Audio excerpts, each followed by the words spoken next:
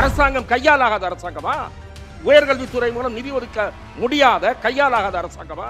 எங்களால் முடியவில்லை. எம்ஜிஆர் அரசாங்கம் கையாலாகாத அரசாங்கம். கோயில் திருப்பணிகளுக்கு செலவு பண்ணோம். சிதிலமடைந்த நிலையில் நூற்றுக்கணக்கான கோயில்கள் இருக்கும் போது கோயில் பணத்தை எடுத்து அதிகாரிக்கு கார் வாங்குவீங்க. இது இந்து இயக்கங்களோட குரலா இல்ல இருக்கலாம். கட்டாயமா தப்பான நகர்வு தான் சார் சொல்றாருல. அது வந்து குறிப்பிட்ட ஹிந்துத்துவ, நான் ஹிந்துக்களோட குரல்னு கூட சொல்ல மாட்டேன், ஹிந்துத்துவவாதிகளோட. அதிமுக ஈவேராவை கட்டிக்கொண்டு ஆளுகிற கட்சி அல்ல. Like DMK. பெரியாரோட நூற்றாண்டு விழா கொண்டாடினதே எம்ஜிஆர் தான் சார் ஈரோட்ல. இந்த மாதிரி ஒவ்வொரு ஊர்லயும் வந்து ஒரு ஆண்டவனை பிடிச்சி கட்டி எழுதிட்டு இருக்காங்க. எப்படி ராமர் ஒர்க் ஆகிறாரோ அதே மாதிரி ஒரு ஆண்டவனை தேடி கொண்டிருக்கிறார்கள். நீங்க திமுகவை பார்த்து திமுக கூட்டணியில பிரச்சனைகள் இல்லையா? இருக்கு. நண்பர் திருமாவளவன் சொல்றாரு 234 தொகுதிகளிலும் நாங்கள் விரும்பினால் போட்டியிடலாம், அதுல ஒன்றும் பிரச்சனை இல்லை. இதெல்லாம் சவுண்டெல்லாம் விடுவாங்க, கடைசியில் ஒரு புள்ளியில வந்து நின்றுடுவாங்க. மதவாதம் உள்ளே நுழைந்து விடக்கூடாது, இவங்க பார்டர்ல நின்று தடுக்கிறாங்க. கடைசி நிமிஷத்துல அவர் கிளம்பி போய் மக்களை பாக்குறேன் அப்படின்னு சொல்றது வந்து எனக்கு எப்படி புரிஞ்சுக்கிறதுனே முதல்ல தெரியல. நீங்க என்ன பார்த்து இவர் தான் தலைவர், ஆனா இவர் ஒன்றும் பேச மாட்டாரு, நான் தான் பேசணும்னு சொல்லிட்டு 10 நிமிஷம் பேசிட்டு போனா எப்படி இருக்கும்? இல்ல அவரை சிஎம் கேண்டிடேட்னு சொல்றாரு. நீங்க அமித்ஷானா நீங்க எல்லாமே சொல்றீங்க, இவர் தாப்பா இவர் தாப்பா இவர் தாப்பான்னு சொல்லிட்டு நான் இப்படி கை கட்டி இப்படி உட்காந்துருக்கேன். 25% வரைக்கும் சர்வேல வராருன்னு ஆதவ் அர்ஜுன் அவர்கள் பேட்டியில சொல்றாரு. ஏன் 22 இருக்காரு? அருண்ராஜன் நண்பர் வந்து 32ங்கிறாரு. இது என்ன கலங்குன்னு எனக்கு புரிய மாட்டேங்குது. விஜய் இஸ் நாட் ப்ரிப்பேர்டுன்னு நான் நினைக்கிறேன். வந்து ஒரு டிஸ்ரப்ஷனா இருப்பாரு, டிசைடிங் ஃபேக்டரா இருக்க மாட்டார். 8 10 ஆகலாம், இல்ல 8 6 ஆகலாம். அவர் வந்து சிஎம் கண்டெண்டர் கிடையாது, சிஎம் கேண்டிடேட் கிடையாது.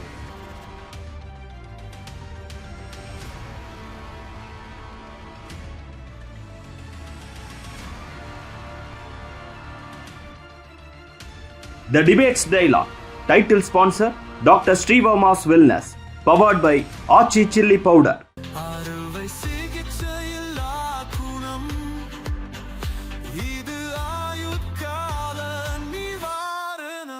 டாக்டர் ஸ்ரீவர்மாஸ்.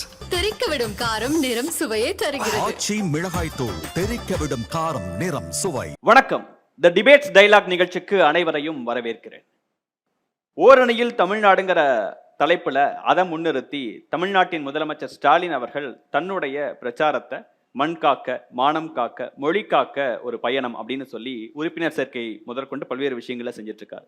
அதே நேரத்துல 7ஆம் தேதியிலிருந்து தமிழகத்தை மீட்போம், மக்களை காப்போம் அப்படிங்கிற டோன்ல எடப்பாடி பழனிசாமி அவர்கள் தமிழ்நாடு முழுக்க சுற்றுப்பயணம் செய்ய போறேன் அப்படிங்கிற அறிவிப்பையும் வெளியிட்டிருக்காரு. விஜய் அவர்கள் தாவேகா தலைமையில தான் கூட்டணி, பாஜக திமுக அவங்களோட கூட்டணி எப்போதும் இல்லை அப்படிங்கிற அறிவிப்பை முன்னிறுத்தி அடுத்த மாசத்துல இருந்து நானும் மக்கள் பயணத்தை தொடங்க இருக்கிறேங்கிற விஷயத்த சொல்லியிருக்கிறாரு. நாம் தமிழர் கட்சியின் சீமான் அவர்கள் நான் யார் கூடயும் கூட்டணி இல்லை, தனித்து போட்டி தான், மக்கள் எனக்கு நல்ல ஆதரவு கொடுப்பாங்கிற விஷயத்த தொடர்ந்து சொல்லிக்கிட்டே இருக்கிறாரு. இப்படி 4 முனை போட்டி தமிழ்நாட்டில் நிலவக்கூடிய சூழல்ல மக்கள் என்ன டெசிஷன் எடுப்பாங்க, யாருடைய முன்னெடுப்புக்கு நல்ல எதிர்பார்ப்பு மக்கள்கிட்ட இருக்கு, நல்ல எக்ஸ்பெக்டேஷன்ஸ் இருக்கு, அதற்கான ரெஸ்பான்ஸ் என்ன நல்லா இருக்கு அப்படிங்கிற பல்வேறு விஷயங்கள் இருக்கு. மக்கள் யார் பக்கம் 2026 தேர்தலில் இருப்பாங்கிற விஷயத்தை முன்னிறுத்தி பத்திரிகையாளர்களோட ஒரு கலந்துரையாடலை முன்னெடுத்து இருக்கிறோம். இந்த நிகழ்ச்சியில நம்மோடு முனைவர் RK ராதாகிருஷ்ணன் அவர்கள், மூத்த பத்திரிகையாளர் பிரியன் அவர்கள், திருமிகு கவிதா முரளிதரன் அவர்கள், துக்ளக் ரமேஷ் அவர்கள் அனைவரும் இணைந்திருக்கிறாங்க. நம்ம விவாதத்தை ஸ்டார்ட் பண்ணலாம். துக்ளக் ரமேஷன், நான் உங்கள்கிட்ட இருந்து ஸ்டார்ட் பண்ணணும்னு நினைக்கிறேன். முதல்ல இந்த 4 பேரோட முயற்சிகள்ல யாரோட முயற்சி ரொம்ப இம்ப்ரெசிவா மக்கள்கிட்ட இருக்குன்னு நீங்க பாக்குறீங்க, மக்களை பார்க்குற வரைக்கும்? இன்றைய தேதியில் திராவிட முன்னேற்றக் கழகம் தலைமையிலான கூட்டணி வலிமையாக இருப்பதாக நான் பார்க்கிறேன். கடந்த 4 ஆண்டு கால திராவிட முன்னேற்றக் கழக அரசு மீது நிறைய விமர்சனங்கள் உண்டு. குறிப்பாக தமிழகத்தினுடைய சட்டம் ஒழுங்கு நிலைமை மிக மோசமான கட்டத்தை நோக்கி போய்கொண்டிருக்கிறதோ என்று கருத வேண்டியிருக்கிறது. போலீஸ் அதிகாரிகளை மாற்றுவதால் எந்த பயனும் இல்லை என்ற கருதக்கூடிய அளவுக்கு ஒரு சில நேர்வுகளில் போலீஸ் அதிகாரிகளை மாற்றுவதே கூட தவறான முடிவாக போயிருக்கிறது. உதாரணமாக சொல்ல வேண்டும் என்று சொன்னால், தூத்துக்குடியில் மிக சிறப்பாக போதைப்பொருள் நடமாட்டத்தையும் அதே போல ரவுடிசத்தையும் முடிவுக்கு கொண்டு வந்த அந்த தென்மண்டல ஐஜியாக இருந்த திரு அஸ்ரா கர்க் அவர்கள் அங்கிருந்து மாற்றப்பட்டு இங்கே சென்னையினுடைய கூடுதல் கமிஷனராக நியமிக்கப்பட்டார். அங்கே வடசென்னையிலே ரவுடிகளுடைய ஆதிக்கத்தை பெருமளவுக்கு கட்டுப்படுத்தக்கூடிய பணியை மிக சிறப்பாக மேற்கொண்டு வந்தார். அவரை மாற்ற வேண்டிய அவசியம் ஏன் வந்தது? அதுவும் தலைநகர சட்டம் ஒழுங்கு மிக மோசமாக இருக்கக்கூடிய சூழலில் அவரை மாற்றினார்கள். அவர் இப்போது வடக்கு மண்டல ஐஜியாக இருக்கிறார். அங்கேயும் சில அரசியல்வாதிகளுக்கு அவருடைய செயல்பாடு, குறிப்பாக ஆளுங்கட்சியினருக்கு நெருடலாக இருக்கிறது என்கிற காரணத்தால் அங்கிருந்தும் அவரை மாற்றுவதற்கான முயற்சி நடைபெறுவதாக நான் அறிகிறேன். எதற்காக ஒரு உதாரணத்தை சொல்கிறேன் என்றால், காவல்துறையிலே சில அதிகாரிகள் டஃப் பர்சனாலிட்டிஸ் என்று பெயர் படுத்தவர்கள். திரு சுதாகர், திரு பாலகிருஷ்ணன், திரு அஸ்ராகர் போன்றவர்கள். இவர்களையெல்லாம் முக்கிய இடங்களில் வைக்காமல் ஆளுங்கட்சிக்கு ஒத்திசைவாக இருக்கக்கூடிய அதிகாரிகளை முக்கிய போஸ்டிங்கில் வைக்கிறார்கள். எதற்காக என்று சொன்னால், திரு ஸ்டாலின் அவர்களை தாண்டி முடிவெடுக்கக்கூடிய இடத்தில் சில பேர் இருக்கிறார்கள், இந்த ஆட்சியை இயக்குகிறவர்களாக. அது என்னுடைய சக நண்பர்களாக இங்கே அமர்ந்திருப்பவர்களுக்கு மிக நன்றாக தெரியும். 3 அதிகார மையங்கள் யார், அதெல்லாம் பலரும் பல சமயங்களில் விவாதித்து வருகிறார்கள். இது சட்டம் ஒழுங்கை பொறுத்தவரை. சட்டம் ஒழுங்கில் ஒரு அரசு மிக உறுதியாக இரும்பு கரம் கொண்டு ஒடுக்க வேண்டும். காவல்துறையில ஆளுங்கட்சியினுடைய தலையீடு என்பதை இருக்கவே கூடாது, அனுமதிக்கவே கூடாது. அந்த வகையிலே நான் சொல்லுவது மற்ற வகையிலே அல்ல. அந்த ஒரு ஆஸ்பெக்டில் பார்த்தால், நான் 1980களில் இருந்து தொடக்கத்திலிருந்து செய்தியாளராக இருக்கிறேன். திரு எம்ஜிஆர் அவர்கள் ஆட்சியை விட நான் பெட்டர் ரேட்டிங் என்று சொன்னால் செல்வி ஜெயலலிதா அவர்களை ஆட்சியை தான் சொல்லுவேன். செல்வி ஜெயலலிதா ஆட்சியில போலீஸ் ஸ்டேஷனுக்கு போனே போக முடியாது. எந்த எம்எல்ஏ, எந்த மாவட்ட செயலாளர்கிட்ட போன் போக முடியாது, யாரும் நேர போக முடியாது. ஆனால் திமுக ஆட்சியில் கடந்த காலத்திலும் சம்பவங்கள் உண்டு. புரசைவாக்கத்திலே காவல் நிலையத்திற்குள் போய் லாக்கப்பில் இருந்தவரை வெளியே கொண்டு வந்த நிகழ்வு உண்டு. எதற்காக சொல்கிறேன் என்றால், காவல்துறையிலே தலையீடு இல்லாமல் சுதந்திரமாக காவல்துறையினர் முடிவெடுக்கக்கூடிய அதிகாரம் பெற்றவர்களாக இருந்தால்தான் சட்டம் ஒழுங்கு கட்டுக்குள் வரும். அது இப்போது இல்லை. அதே போல போதைப் பொருள் புழக்கம், ஏதோ கஞ்சா விற்பதை பற்றி நாங்கள் கேள்விப்பட்டிருக்கிறோம். இப்போது 2 நடிகர்கள் சிக்கிக் கொண்டிருக்கிறார்கள். அவர்களை நான் அவர்களுக்கு வக்காலத்து வாங்க விரும்பவில்லை. ஆனால் நட்சத்திர விடுதி, குறிப்பாக 2 நட்சத்திர விடுதிகளில் அடிக்கடி இது நடைபெறுகிறது. பெரிய இடத்து பிள்ளைகள் அங்கே போதைப் பொருட்களை புழக்கத்தில் வைத்திருக்கிறார்கள் என்று வாரம் 2 முறை வெளியாகிற பத்திரிகைகளில் செய்தி வந்திருக்கிறது. 2-3 முறை கைகலப்பு நடந்திருக்கிறது. அதே போல பாடகி சுசித்ரா இன்னன்னார் விருந்துகளில் போதைப் பொருள் பரிமாறப்படுகிறது என்று பெரிய மனிதர்களுடைய பெயரை குறிப்பிட்டு சொல்கிறார். நான் அதை இங்கே கூற விரும்பவில்லை. ஆனால் அவர் கூறியது காவல்துறைக்கு தெரியாதா, தூங்கி கொண்டிருந்தார்களா என்று நான் கேட்க விரும்புகிறேன். குறைந்தபட்சம் அந்த மாதிரியான விருந்துகளை கண்காணிக்க வேண்டும், அல்லது சுசித்ராவிடம் என்கொயரி செய்திருக்க வேண்டும். நீங்கள் பார்த்து முன்னணி ஹீரோக்கள் பெயரை சொல்லுகிறீர்கள், முன்னணி இசையமைப்பாளர் பெயரை சொல்லுகிறீர்கள் என்று விசாரித்திருக்க வேண்டுமா வேண்டாமா? அப்போதே விட்டு விட்டார்கள். கோகைன், மெத்தபெட்டமைன், இப்ப மெத்தபெட்டமைன்றாங்க. இந்த மாதிரி பேரெல்லாம் கேள்விப்பட்டதே இல்லை. இதெல்லாம் புழங்குகிறது என்று சொன்னால் எவ்வளவு கவலைக்குரிய விஷயம், இளம் தலைமுறையினரை சீரழிக்கக்கூடிய விஷயம். நான் எதற்காக இதை சொல்லுகிறேன் என்று சொன்னால், ஆர்வம், அதாவது ஆட்சியை பாராட்டக்கூடிய அம்சங்கள் இருக்கின்றன. குறிப்பாக இந்த வலிமையான கூட்டணியின் காரணமாகவும் பெண்கள் ஆதரவின் காரணமாகவும் திராவிட முன்னேற்ற கழகம் முன்னணியில் இருக்கிறது. விடியல் பயணம், அந்த விடியல் பயணத்திலே எனக்கு கருத்து மாறுபாடு உண்டு. ஆனால் பெண்கள் அதை வரவேற்கிறார்கள். எனக்கு என்ன கருத்து மாறுபாடு உண்டு என்றால், நீங்கள் சாதாரண நிலையில் இருக்கக்கூடிய பெண்களும் பஸ்ஸில் ஃப்ரீயாக போவார்கள். செக்ரட்டேரியட்டில் எஸ்ஓவாக இருப்பவர், அவருக்கு எதற்கு ஃப்ரீ பஸ்? அதை தடுக்க தெரிய வேண்டாமா ஒரு அரசாங்கத்திற்கு? அதுதான் நிதி நிர்வாக மேலாண்மை. அதுல இந்த அரசாங்கம் தோல்வி கண்டிருக்கிறது என்கிறேன் நான். செக்ரட்டேரியட்டில் எஸ்ஓவாக இருப்பவருக்கு எதற்கு ஃப்ரீ பஸ்? அதே போல வெவ்வேறு அரசாங்க ஊழியர்கள், மத்திய அரசாங்க ஊழியர்கள், பெண் ஊழியர்கள் ஃப்ரீயாக போகிறார்கள். குறைந்தபட்சம் 1 லட்சம் ரூபாய்க்கு கீழே சம்பளம் வாங்காதவர்கள். நீங்கள் வீட்டு வேலைக்கு போகிற பெண்மணிகள், காய்கறி வாங்குகிறவர்கள் அல்லது ஏழை பெண்கள் பஸ்ஸை பயன்படுத்திட்டோம். இதை ஃபில்டர் படுத்த முடியுமா? முடியும். ஆங்காங்கே டெப்போக்களில் கொண்டு போய் வருமான ஆதாரங்கள், பல்வேறு நிபந்தனைகளோடு இந்த பாஸை இஷ்யூ செய்ய வேண்டும். அப்படி எதுவும் கிடையாது, எந்த ஸ்க்ரூட்டனைஸும் கிடையாது. இப்போது தேர்தலுக்காக அறிவிக்கப்பட்டிருக்கிற இன்னொரு அறிவிப்பு, அதுவும் வன்மையாக கண்டனத்துக்குரிய அறிவிப்பு. விடுபட்ட பெண்களுக்கு இது தருகிறோம், மகளிர் உரிமை தொகை. எப்படி நான் என்ன சொல்லுகிறேன், சாதாரணமாக வீட்டு வாடகை கொடுத்து கொண்டு 30 குடுத்தனம் இருக்கக்கூடிய வீட்டில் இருப்பவர்களுக்கு நீங்கள் 1000 ரூபாய் கொடுக்கிறீர்கள். ஆனால் தனியாக மகளும் மாமியாரும் இருந்து சொந்த வீடு, எனக்கு தெரியும், வாங்குகிறார்கள், 1000 ரூபாய் வாங்குகிறார்கள். ரேஷன் கார்டு, அரிசி அட்டை வைத்திருப்பதாலும் ஆளுங்கட்சி லோக்கல் வட்ட செயலாளர் சிபாரிசு காரணமாகும். இதெல்லாம் நிதி நிர்வாக மேலாண்மையில் ஏற்பட்டிருக்கக்கூடிய தோல்வி. அதுதான் இந்த தமிழக அரசாங்கம் கடும் நிதி நெருக்கடியை நோக்கி போய்கொண்டிருக்கிறது. இங்க பல்வேறு பிரச்சனைகள் சொல்றீங்க, சட்டம் ஒழுங்கு சார்ந்து போதைப் பொருள் நடமாட்டம் அதிகமா இருக்கு அப்படிங்கிற விஷயங்கள்லாம் சொல்றீங்க. ஆனா பாஜகவுடைய விஷயங்களை முன்னிறுத்தி ஓரணியில் தமிழ்நாடு நிச்சயமாக நான் சொல்லுகிறேன், பாரதிய ஜனதாவுக்கு எதிரான பிரச்சாரத்தில் நிறைய தவறான குற்றச்சாட்டுகள் இருக்கின்றன. திரும்ப திரும்ப மத்திய நிதியமைச்சர் மறுத்த பிறகும் பாரத பிரதமரும் உள்துறை அமைச்சரும் தமிழ்நாட்டில் பேசுகிற கூட்டங்களில் என்னென்ன திட்டங்களுக்கு எவ்வளவு நிதி கொடுத்திருக்கிறோம், எவ்வளவு பயனாளிகள் இதுவரை சொல்லுகிறார்கள். திரும்ப திரும்ப இவர்கள் என்ன சொல்லுகிறார்கள், நாங்கள் ஏற்றுக்கொள்ளாத கல்வி திட்டத்துக்கு பணம் கொடுக்கவில்லை. ஏற்றுக்கொள்ளாத திட்டத்துக்கு கொடுக்க மாட்டார்கள். நீங்கள் வருமான வரம்புக்கு இல்லாதவர்களுக்கெல்லாம் சலுகை கொடுத்து விடுவீர்களா? தமிழ்நாடு அரசை போண்டியாக்கி விடுவீர்களா? அது மாதிரி தான் ஒரு ஸ்கீமுக்குன்னு சில நாம்ஸ் வைத்திருந்தால் அந்த நாம்ஸை எந்த அரசாங்கமாக இருந்தாலும் ஃபாலோ செய்யாவிட்டால் அது ஊதாரித்தனமான அரசு என்றுதான் குறிப்பிடப்படும்.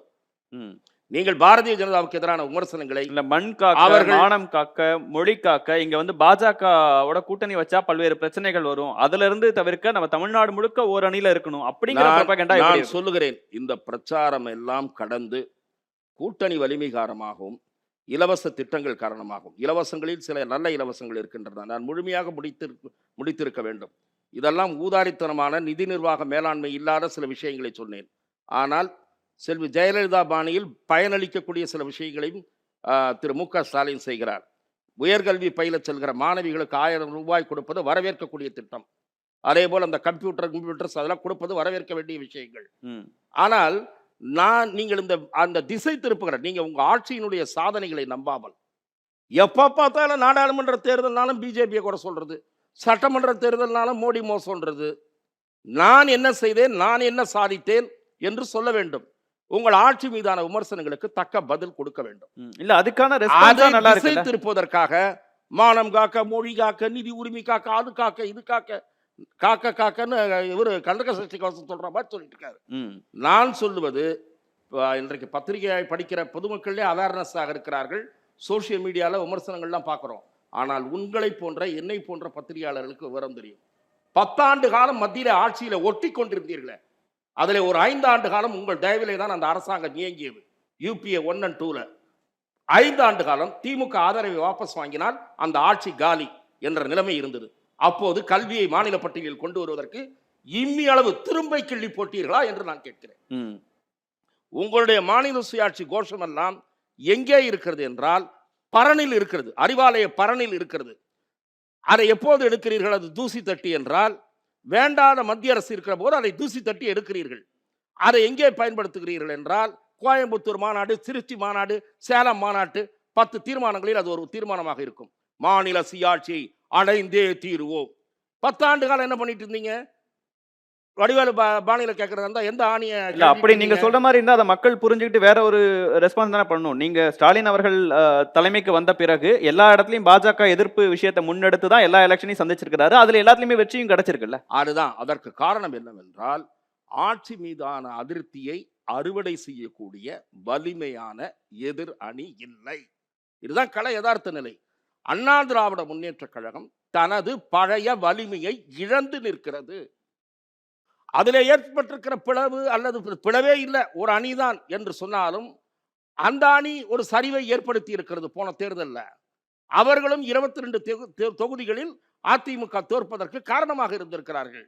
அது ஒரு பக்கம், அது இருக்கட்டும். இரண்டாவது, செல்வி ஜெயலலிதா என்கிற ஆளுமை, மக்கள் திலகம் எம்ஜிஆர் இவர்கள் உருவாக்கி கொடுத்த சின்னம், அந்த சின்னத்தினால தான் அந்த 22-23% வந்து நிக்குது. அதையும் புடுங்கி விட்டாங்கன்னா அந்த ஓட்டும் கிடையாது. ஆக எதிர் அணி சிதறண்டு இருக்கிறது. இப்ப அதிமுக பாஜக கூட்டணி அமைஞ்சதற்கு பிறகு அப்ப இல்ல, அதிமுக பாஜக கூட்டணி அமைந்தாலும் அதிமுக பக்கமும் போன நாடாளுமன்ற தேர்தலின் போது இருந்த கட்சி இல்லை, பாஜக பக்கமும் போன நாடாளுமன்ற தேர்தலில் இருந்த கட்சி இல்லை. நம் கண்ணுக்கு எதிரே அதிமுகவுக்கு பாஜக அணிக்கு ஏற்பட்ட சமீபத்திய பின்னடைவு பாமகவில் தோன்றிய பிளவு. பாமகவில் தோன்றிய பிளவு என்பது அந்த அணிக்கு ஏற்பட்ட பெரிய பின்னடைவு. நீங்கள் பாமகவுக்கு பழைய ஓட்டு வலிமை இருக்கிறதா இல்லையா என்பது வேறு விஷயம். அந்த கட்சியினுடைய முகமும் முகவரியுமாக இருப்பவர் டாக்டர் ராமதாஸ். அவர் இப்போதைக்கு ஒரு பத்திரிகையாளராக நான் விசாரித்தவரை, நான் தலைவர், அதை ஏற்றுக்கொண்டால் காம்ப்ரமைஸை பற்றி சிந்திக்கலாம், ஏற்றுக்கொள்ளாவிட்டால் நோ காம்ப்ரமைஸ் என்பதில் அவர் உறுதியாக இருக்கிறார். அப்படி ஒரு காம்ப்ரமைஸ் எட்டப்பட்டு ஒருவேளை பகீரத முயற்சிகளுக்கு பிறகு எட்டப்பட்டு பாமக தேமுதிக இரண்டும் அதிமுக பாஜக அணியில் இணைந்து ஒன்றுபட்ட அதிமுகவை நீங்கள் ஏற்றே ஆக வேண்டும் என்று அதிமுகவுக்கு அழுத்தம் கொடுக்கப்பட்டு அதையும் திரு இபிஎஸ் ஏற்றால் நிச்சயமாக அது வலிமையான போட்டியை அளிக்கக்கூடிய அணியாக உருவாகும். இந்த 2026ல எது முக்கியமான ஃபேக்டரா இருக்கும்னு நினைக்கிறீங்க? இப்ப 4 பேருமே குறிப்பா திமுகவும் அதிமுகவும் கிட்டத்தட்ட பிரச்சாரத்தை தொடங்கிட்டாங்க. விஜய் அவர்கள் நெக்ஸ்ட் மந்த் சுற்றுப்பயணம் அப்படிங்கிற ஒரு விஷயத்த சொல்லியிருக்கிறாரு. சீமான் அவர்களும் தொடர்ந்து களத்துல இருக்கிறாரு. மக்கள் யார் பக்கம் என்ன டெசிஷன் எடுப்பாங்கன்னு நினைக்கிறீங்க? இல்லை 2016 தான் எனக்கு ஞாபகத்தில் வருது. அதாவது 2016 நாம் யாருமே பொருட்படுத்தவில்லை. இது 3வதாக ஒரு மக்கள் நல கூட்டணி என்று அமைத்து அவர்கள் ஏதோ ஆல்சோ ரேன் அப்படின்னு நாம் நினைச்சிட்டு இருந்தோம். ஆனால் அவர்கள் தான் வெற்றி தோல்வி தீர்மானித்தார்கள். அந்த இடத்துல இன்னைக்கு வந்து விஜய் இருக்கிறார். விஜய் எந்த அளவுக்கு வேலை பண்றாரோ அந்த அளவுக்கு வந்து திமுகவினுடைய வெற்றி வாய்ப்புகள் வந்து பிரகாசமா இருக்கும். எந்த அளவுக்கு அவர் வேலை பண்ணலையோ அதிமுகவினுடைய வெற்றி வாய்ப்புகள் வந்து பிரகாசமா இருக்கும். என்னை பொறுத்தவரை வந்து இப்போ டிசைடிங் ஃபேக்டர் விஜய் தான். டிசைடிங் ஃபேக்டர் என்றால் இப்போ மக்கள் நல கூட்டணி வந்து அன்னைக்கு நான் பொருட்படுத்தவில்லை என்று நான் குறிப்பிட்டேன். அது எடுத்தது சதவீத வாக்குகள் வந்து ரொம்ப கம்மியாக இருக்கும். யாரும் ஜெயிக்கவில்லை, யாருக்கும் டெபாசிட்டும் வரல. ஆனால் அவர்கள் தான் ஃபேக்டராக இருந்தார்கள். திமுகவுக்கும் அதிமுகவுக்கும் இருக்கிற வித்தியாசம் வந்து 1% குறைவான வாக்குகளாக இருந்தது. 1%, லெஸ் தென் 1%. அந்த 1%ல வந்து ஏறத்தாழ 40 சீட் மாறுது. அப்போ ஏறத்தாழ அதே ஒரு டிஃபரன்ஸ் தான் இங்கே வந்து விஜய் கொண்டு வர போறாரு. ஏனென்றால் ஆன்டி இன்கம்பன்சி ஓட்ஸ், அதாவது திமுகவை பிடிக்காத நபர்கள் வந்து எங்கே போவார்கள் என்ற கேள்விதான். எடப்பாடி பழனிசாமி சார் சொன்ன மாதிரி ஒரு டூர் போய் கொண்டிருக்கிறார். வரவேற்கத்தக்க விஷயம்தான். நல்ல டூராக இருக்கிறது, வண்டி சூப்பராக இருக்கிறது. இதுதானுங்க அந்த வண்டியை நான் நிறைய பண்ண வேண்டியதாக இருக்கிறது. எல்லாருடைய வண்டி உள்ள போயிட்டு என்னென்ன சொகுசு வசதிகள் இருக்குன்னு நான் பார்க்க வேண்டியதாக இருக்கிறது, என்ன சஸ்பென்ஷன்லாம் பார்க்க வேண்டியதாக இருக்கிறது. அப்போ அந்த ஒரு ஜனங்களை நான் ஜன சம்பர்க் யாத்திரா என்று இப்போ ஹிந்தியெல்லாம் நான் பேச வேண்டியதாக இருக்கிறது. அந்த மாதிரி ஜனங்களோடு தொடர்பு வைக்கின்ற ஒரு யாத்திரையில் நாம் வந்து பயணித்துக் கொண்டிருக்கிறேன்லாம் சொல்லிட்டு என்ன பேசுறாருன்னு பார்த்தீங்கன்னா, இப்போ என்னை பொறுத்தவரை 2-3 இடத்துல பிரச்சனை இருக்குங்க. செய்யார் சிப்காட்டு அங்கே போய் நின்னாரான்னு பார்த்தா அங்கே போய் நிற்கல. சிவகங்கை அங்கே போய் நின்னார்னு பார்த்தா அங்கேயும் நிற்கல. அங்கே ஃபோனில் பேசி முடிச்சிட்டாரு. தேனியில் ஒரு மரணம் நடக்கிறது, அங்கே போய் நின்னார்னு பார்த்தா அங்கேயும் நிற்கல. எங்கே ஆரம்பிக்கிறாரு? கோயம்புத்தூரில் ஆரம்பிக்கிறார். ஏன்னா அது ஒரு ஜாதியை வைத்துக்கொண்டு தான் நான் வந்து அரசியல் நடத்துவேன்னு சொல்லிட்டு ஜாதின்னு புரிஞ்சுக்கணுமா? பலம் அங்கே அதிமுகவுக்கு அவருடைய கொங்கு மண்டலத்தில் அதிகமான பலம் இருக்கு. அப்படின்னா அதையும் ஜாதியில் தானே வருது. இல்ல பிஜேபி ஏடிஎம்கே கூட்டணி 2 பேரும் அங்க டிஎம்கே கொஞ்சம் வீக்கா இருக்க பகுதி அப்படிங்கிற ஒரு பர்செப்ஷன்ல அது காஸ்ட்னு ஒரு ஆங்கிள் தான் போடும். இது டிஎம்கே வீக்கா இருக்கிறது. இந்த ஒரு இது முடிச்சுட்டு நான் வந்துடுறேன். அதாவது கோயம்புத்தூர்ல டிஎம்கே வீக்கா இருக்கு, டிஎம்கே வீக்கா இருக்கு, டிஎம்கே வீக்கா இருக்குன்னு சொல்லிட்டு ஏடிஎம்கே இருக்கிற எல்லாத்தையும் எழுதிட்டு போட்டாங்க. இப்போ ராஜ்குமார் என்பவர் வந்து 2024 தேர்தலுக்கு முன்னால நாங்க போய் பார்க்கும்போது அவர் ஜெயிக்க தான் போறாருன்னு எனக்கு தெரியுது. ஆனால் அங்கத்த ஹைப் பாருங்களேன். டெல்லியில இருந்து நாய்டால வந்து ஜெயிச்சிட்டாருங்க. யார் ஜெயிச்சிட்டாரு? அண்ணாமலை ஜெயிச்சிட்டாருங்க. நாய்டால இருக்கின்ற, அதாவது கோயம்புத்தூர் தேர்தல் நாய்டால நடத்தி இருந்தீங்கன்னா அண்ணாமலை 100% ஜெயிச்சிட்டாரு. ராஜ்தீப் வந்து நிக்கிறாரு, நம்ம இந்தியா டுடே தலைவர் நம்ம வீரராக வந்து நிக்கிறாரு. எல்லா பெரிய மனிதர்களும், ஸ்மிதா பிரகாஷ் எல்லாரும் வந்து நின்று Annamalai is winning, Annamalai is வின்னிங்னு. இதுல ராஜ்குமார் என்ன மகிழ்ச்சினா அவருக்கும் தெரியும் ஜெயிக்க போறான்னு தெரியும். அப்கோர்ஸ் டிஆர்பி எல்லாருமே இருந்தாங்கன்னு வச்சுக்கோங்களேன். முடிச்சுட்டு டெல்லிக்கு போகும்போது ஓஹோ இவர் பெரிய ஒருத்தரை வந்து வீழ்த்திட்டு வந்திருக்காரு அப்படின்னு சொல்லிட்டு ராஜ்குமார் பெரிய மோசம் இன்னைக்கு பார்லிமெண்ட்ல. இன்னைக்கு வந்து லோக்சபால வந்து எல்லாரும் போய் இப்படி பாக்குறது என்னன்னா அவ்வளோ பெரிய அண்ணாமலையை வீழ்த்திட்டு வந்திருக்காருன்னு. ஆனா நமக்கு இந்த மேட்டர் என்னன்னு தெரியும். அண்ணாமலைக்கு ஒரு 3% அதனால பாஜக வாக்கு வங்கி அதிகமானுச்சு. அவர் இப்ப இந்த தடவை பிரச்சாரத்துக்கு போறாரா போலியாங்கிறது ஒரு பெரிய ஃபேக்டரா இருக்கும்லாம் குறிப்பிடுறாரு. இல்ல அது நம்ம 2 கன்ஃபியூஸ் பண்ண முடியாது. இது வந்து கோயம்புத்தூரை பொறுத்தவரையான விஷயங்கள். அண்ணாமலைக்கென்று ஒரு 10,000 பேர் அங்க வந்து வேலை செஞ்சான். அதாவது கட்சியை பார்க்காம சிங்கப்பூர்ல இருந்து, மலேசியால இருந்து, அமெரிக்கால இருந்து, ஐரோப்பால இருந்து வந்து வேலை செஞ்சாங்க. ஆனா வேலை செய்ய தெரியாது அவங்களுக்கு. ஏனென்றால் கட்சி, அதாவது ஒரு அதிமுகவுக்கும் திமுகவுக்கும் பாஜகவுக்கும் தெரியும். ஆனா பாஜகவுக்கு வந்து சில இடங்கள்ல தான் வேலை பண்ண தெரியும். தமிழ்நாட்டில் தெரியாது, அந்த அளவுக்கு தெரியாது. இப்போ பாண்டிச்சேரியில் இப்படி வேலை பண்ணாங்க. எல்லாத்தையும் ஒரு 400-500 பேரை இறக்கிட்டு கர்நாடகாவில இருந்து அப்படியே இறக்கிட்டு ஃபர்ஸ்ட் தேர்தல் வந்து போனியாவில், செகண்ட் தேர்தல் 2022 வந்து போனியாகுது. அப்போ அப்படி இருக்கின்ற ஒரு விஷயத்தை வந்து கோயம்புத்தூரில் செய்ய இயலவில்லை. அதனால அண்ணாமலைக்கு போச்சு. ஆனால் அண்ணாமலையுடைய பாப்புலாரிட்டி அடுத்த விஷயம். நான் ஏன் இங்கே வந்தேன்னு பார்த்தேன்னா வேற ஒன்றும் கிடையாது. அந்த கோயம்புத்தூர் மண்டலம் என்பது ஏதோ திமுக வந்து வீக்கா இருக்குன்னு எதை வச்சு சொல்றான்னு தெரியல. இப்போ வந்து ஒரு செந்தில் பாலாஜி வந்துட்டாரு, ஒரு ராஜ்குமார் வந்துட்டாரு. இந்த மாதிரி எவ்வளவோ நபர்கள், அதை ஒட்டின நபர்கள் எவ்வளவோ நபர்கள் வந்து விட்டார்கள். 2024 ப்ரூவ் பண்ணிட்டாங்க. 2026 என்னை பொறுத்தவரை இன்னும் ப்ரூவ் பண்ண தான் போறாங்க. 21 சேலம்ல ஃபுல்லா எல்லா இடமும் வந்து ஏடிஎம்கே ஜெயிச்சாங்கிற ஒரு சிச்சுவேஷன் இருந்தது. கம்பேரிட்டிவ்லி மற்ற ரீஜன்ஸை தாண்டி அங்க ஏடிஎம்கே அதிக இடங்கள்ல ஜெயிச்சது. ஸோ அதனால அந்த ஒரு பெர்ஸ்பெக்டிவ் இருக்கு. தாராளமாக சொல்லலாம். ட்ரெடிஷ்னலி வீக்கா இருந்ததுங்க. ஆனால் இந்த ஒரு சில வருடங்களாக வந்து நிச்சயமாக திமுகவுக்கு அங்கே வந்து வலு அதிகரித்து கொண்டு தான் இருக்கிறது என்றதான் முக்கியமான விஷயமா நான் பார்க்குறேன். இது ஒரு பக்கம். அதனால அங்கே போய் ஆரம்பிக்க வேண்டிய விஷயம் என்றால் என்ன பொறுத்தளவு வந்து கோயம்புத்தூர்ல ஒரு பிரச்சனை கிடையாது. கோயம்புத்தூர்ல வந்து டிராக்ஷன் கிடைக்கிறது கஷ்டம். ஆனா என்னுடைய ஜாதி அங்க இருக்கிறான்னு சொல்லிட்டு அங்க ஆரம்பிக்கிறது வந்து மிக மிக தவறான ஒரு விஷயமாக நான் பார்க்கிறேன். அரசியல் ரீதியாக தவறான ஒரு விஷயமாக. நான் வந்து நம்மளை பொறுத்தவரை தவறு ரைட்லாம் பிரச்சனை கிடையாது. நம்ம பத்திரிகையாளர்கள் என்ன வேணா பேசிட்டு போயிடலாம். அப்ப அதை வந்து ஆரம்பிக்க வேண்டிய இடம் என்று பார்த்தீங்கன்னா ஒன்னும் வேங்கவயல், இல்லை என்றால் சிவகங்கை, மூணாவதாவது தேனி, நாலாவதாக செய்யார். இந்த ஏதோ ஒரு இடத்துல ஆரம்பிச்சீங்கன்னா என்ன மாதிரி டிராக்ஷன் வந்திருக்குன்னு பாருங்களேன். ஐயோ பறந்து அது விஜய் எடுத்துக்கிட்டார்ல. இல்ல இதை சிப்காட்டும் விஜய் எடுத்தார் இல்லையா? அப்ப இவ்வளோ இஷ்யூ இருக்கும்போது என்ன எதற்காக இந்த மாதிரி ஒரு சொகுசு பயணம் எனக்கு புரியல. அது எங்கிருந்து ஆரம்பிச்சது ஏன் என்று புரியவில்லை. எடப்பாடி பழனிசாமி அவர்களுடைய டூர் தமிழகத்தை காப்போம், மக்களை காப்போம், தமிழகத்தை மீட்போம், தமிழகத்தை காப்போம், மக்களை மீட்போம்னு ஏதோ சொல்லி இருக்கிறாரு. அந்த டூர் இப்ப எதுக்கு போறாருன்னு எனக்கு தெரியல. ஏதாவது பொழுது போலன்னு கிளம்பிட்டாரா, இல்லை இங்கே இருந்தால் உட்கட்சி பிரச்சனை ஜாஸ்தியாக இருக்குன்னு கிளம்பிட்டாரான்னு எனக்கு தெரியல. ஏன் கேட்டிங்கன்னா, நகைச்சுவைக்காக சொல்லலை. தேர்தலுக்கு இன்னும் அவகாசம் இருக்கு. ஒரு கூட்டணியே காணோம். கூட்டணியை நம்பி நான் இல்ல, மக்களை நம்பி தான் இருக்கேங்கிறார். போன தேர்தலில் சொல்லிட்டு இருந்தா மாதிரியே போன தேர்தலில் கூட்டணி அமைப்பு ஜெயக்குமார் சொல்லிட்டு இருந்தாரு. என்னன்னு கூட்டணி அமைப்போம் குடுகுடுப்புக்கார மாதிரி சொல்லிட்டு இருப்பாரு. வலிமையான கூட்டணி விரைவில் உருவாக போறது, வலிமையான கூட்டணி விரைவில் உருவாக போறதுன்னு. அந்த மாதிரி திரு எடப்பாடி பழனிசாமி இன்னும் சில கட்சிகள் சேர இருக்கின்றன, இன்னும் பல கட்சிகள் சேர இருக்கின்றன. எப்போ இதையே சொல்லிட்டு இருக்காரு தவிர அது யாரு பொறுத்திருந்து பாருங்கள், வெள்ளி திரையில் காண்க அப்படின்ற மாதிரி சொல்லிட்டு இருக்காரு.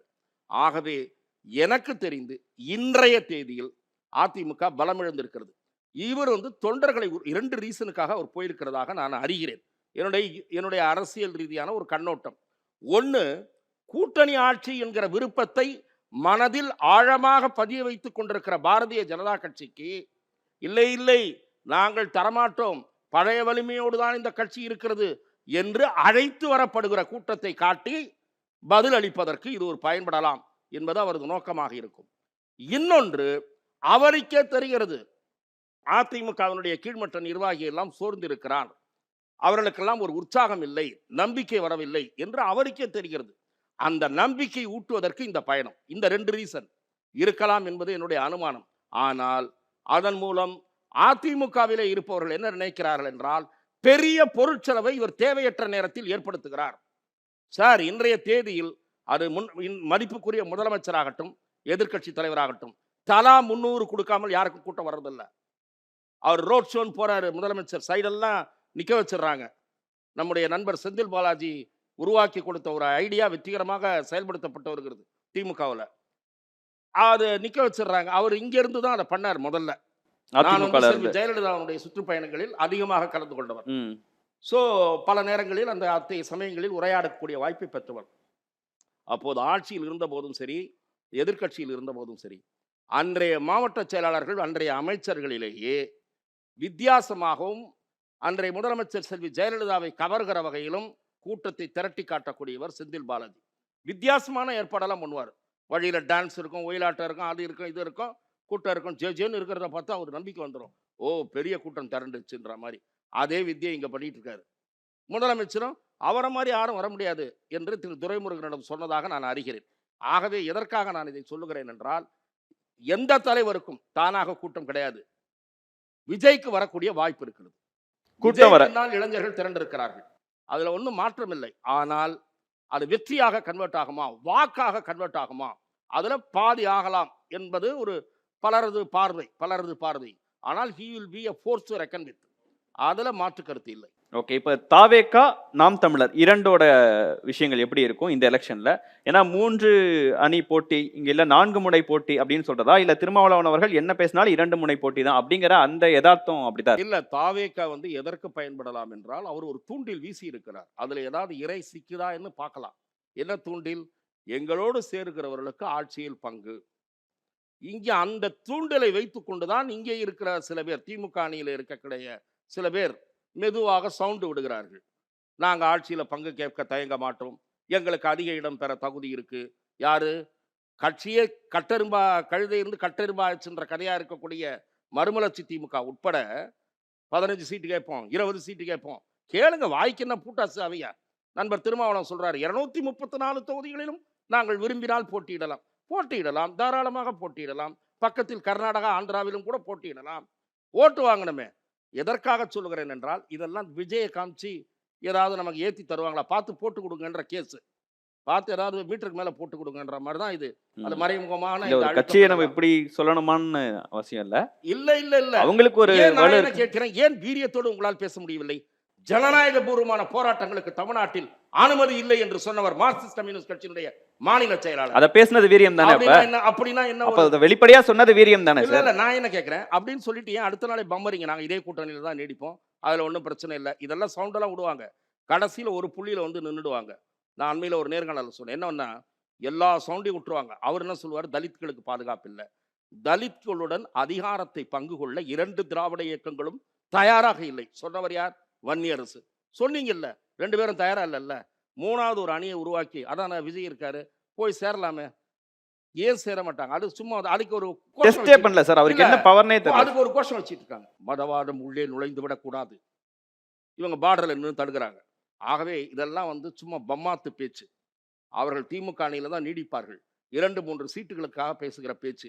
விஜய் தூண்டில் வீசி பார்த்திருக்கிறார், இறை சிக்குமா என்பதை பொறுத்திருந்ததால் பார்க்க வேண்டும். நண்பர் சீமான் அவர்களை பொறுத்தவரை நிச்சயமாக அவரது பணியை பாராட்டுகிற இளைஞர்கள் அதிகமாக இருக்கிறார்கள். சிறிய சேதாரத்தை அவர் சந்திப்பார் விஜய் காரணமாக என்று 1-2 ஊடகவியலாளர்கள் சொல்லுகிறார்கள். அதை பொறுத்திருந்தான் பார்க்க வேண்டும். ஆனால் நீங்கள் கேட்காத ஒரு பகுதி இருக்கிறது, அதை நான் சொல்லியாக வேண்டும். அதிமுக பாரதிய ஜனதா கூட்டணிக்கு வலிமையான கூட்டணி கட்சிகள் கிடைக்கவில்லை என்பது ஒரு சிக்கல். பாரதிய ஜனதா கட்சியினுடைய அகில இந்திய தலைமை திரு அண்ணாமலை அவர்களை எப்படி பயன்படுத்திக் கொள்ள போகிறது என்பதும் அந்த கூட்டணியினுடைய வெற்றிக்கு மிக முக்கியமான காரணியாக இருக்கும். வெற்றிக்கா இல்ல அதுக்கே எகென்ஸ்டா போகவும் வாய்ப்பு இருக்குன்னு ஒரு பார்வை இருக்கு. பாரதிய ஜனதாவுக்கு கிடைத்த புதிய வாக்குகள், அதனுடைய வாக்கு சதவீதம் 11 என்று நாடாளுமன்ற தேர்தலின் போது தெரிய வந்தது. அந்த 11இல் குறைந்தபட்சம் 2-3% அண்ணாமலைக்காக மட்டுமே விழுந்த வாக்குகள். பாரதிய ஜனதா ஆதரவு மனநிலை கொண்ட பல வாக்காளர்களோடு நான் உரையாடி கொண்டிருக்கிறேன். அவர்கள் அண்ணாமலைக்கு கிடைக்கிற ரெக்கக்னேஷன் பிளஸ் அண்ணாமலை டூர்ல போறாரா, போனாதான் ஓட்டு போடுவோம், இல்லைன்னா எங்க தொகுதியில பாஜக நின்னா போடுவோம், ஏடிஎம்கேக்கு போட மாட்டோம். பாஜக தனித்து ஆட்சி அமைக்கும் அப்படின்லாம் ஒரு பில்டப்பை கொடுத்துட்டு கூட்டணியில போயிட்டு அவர் பிரச்சாரத்துக்கு போனா எடப்பாடி பழனிசாமி அவர்களை வந்து எப்படி எல்லாம் விமர்சிக்க கூடாது அப்படிலாம் விமர்சிச்சுட்டு அவருக்கு ஆதரவா பிரச்சாரத்துக்கு போனா நெகட்டிவா போகவும் வாய்ப்பு இருக்குல்ல.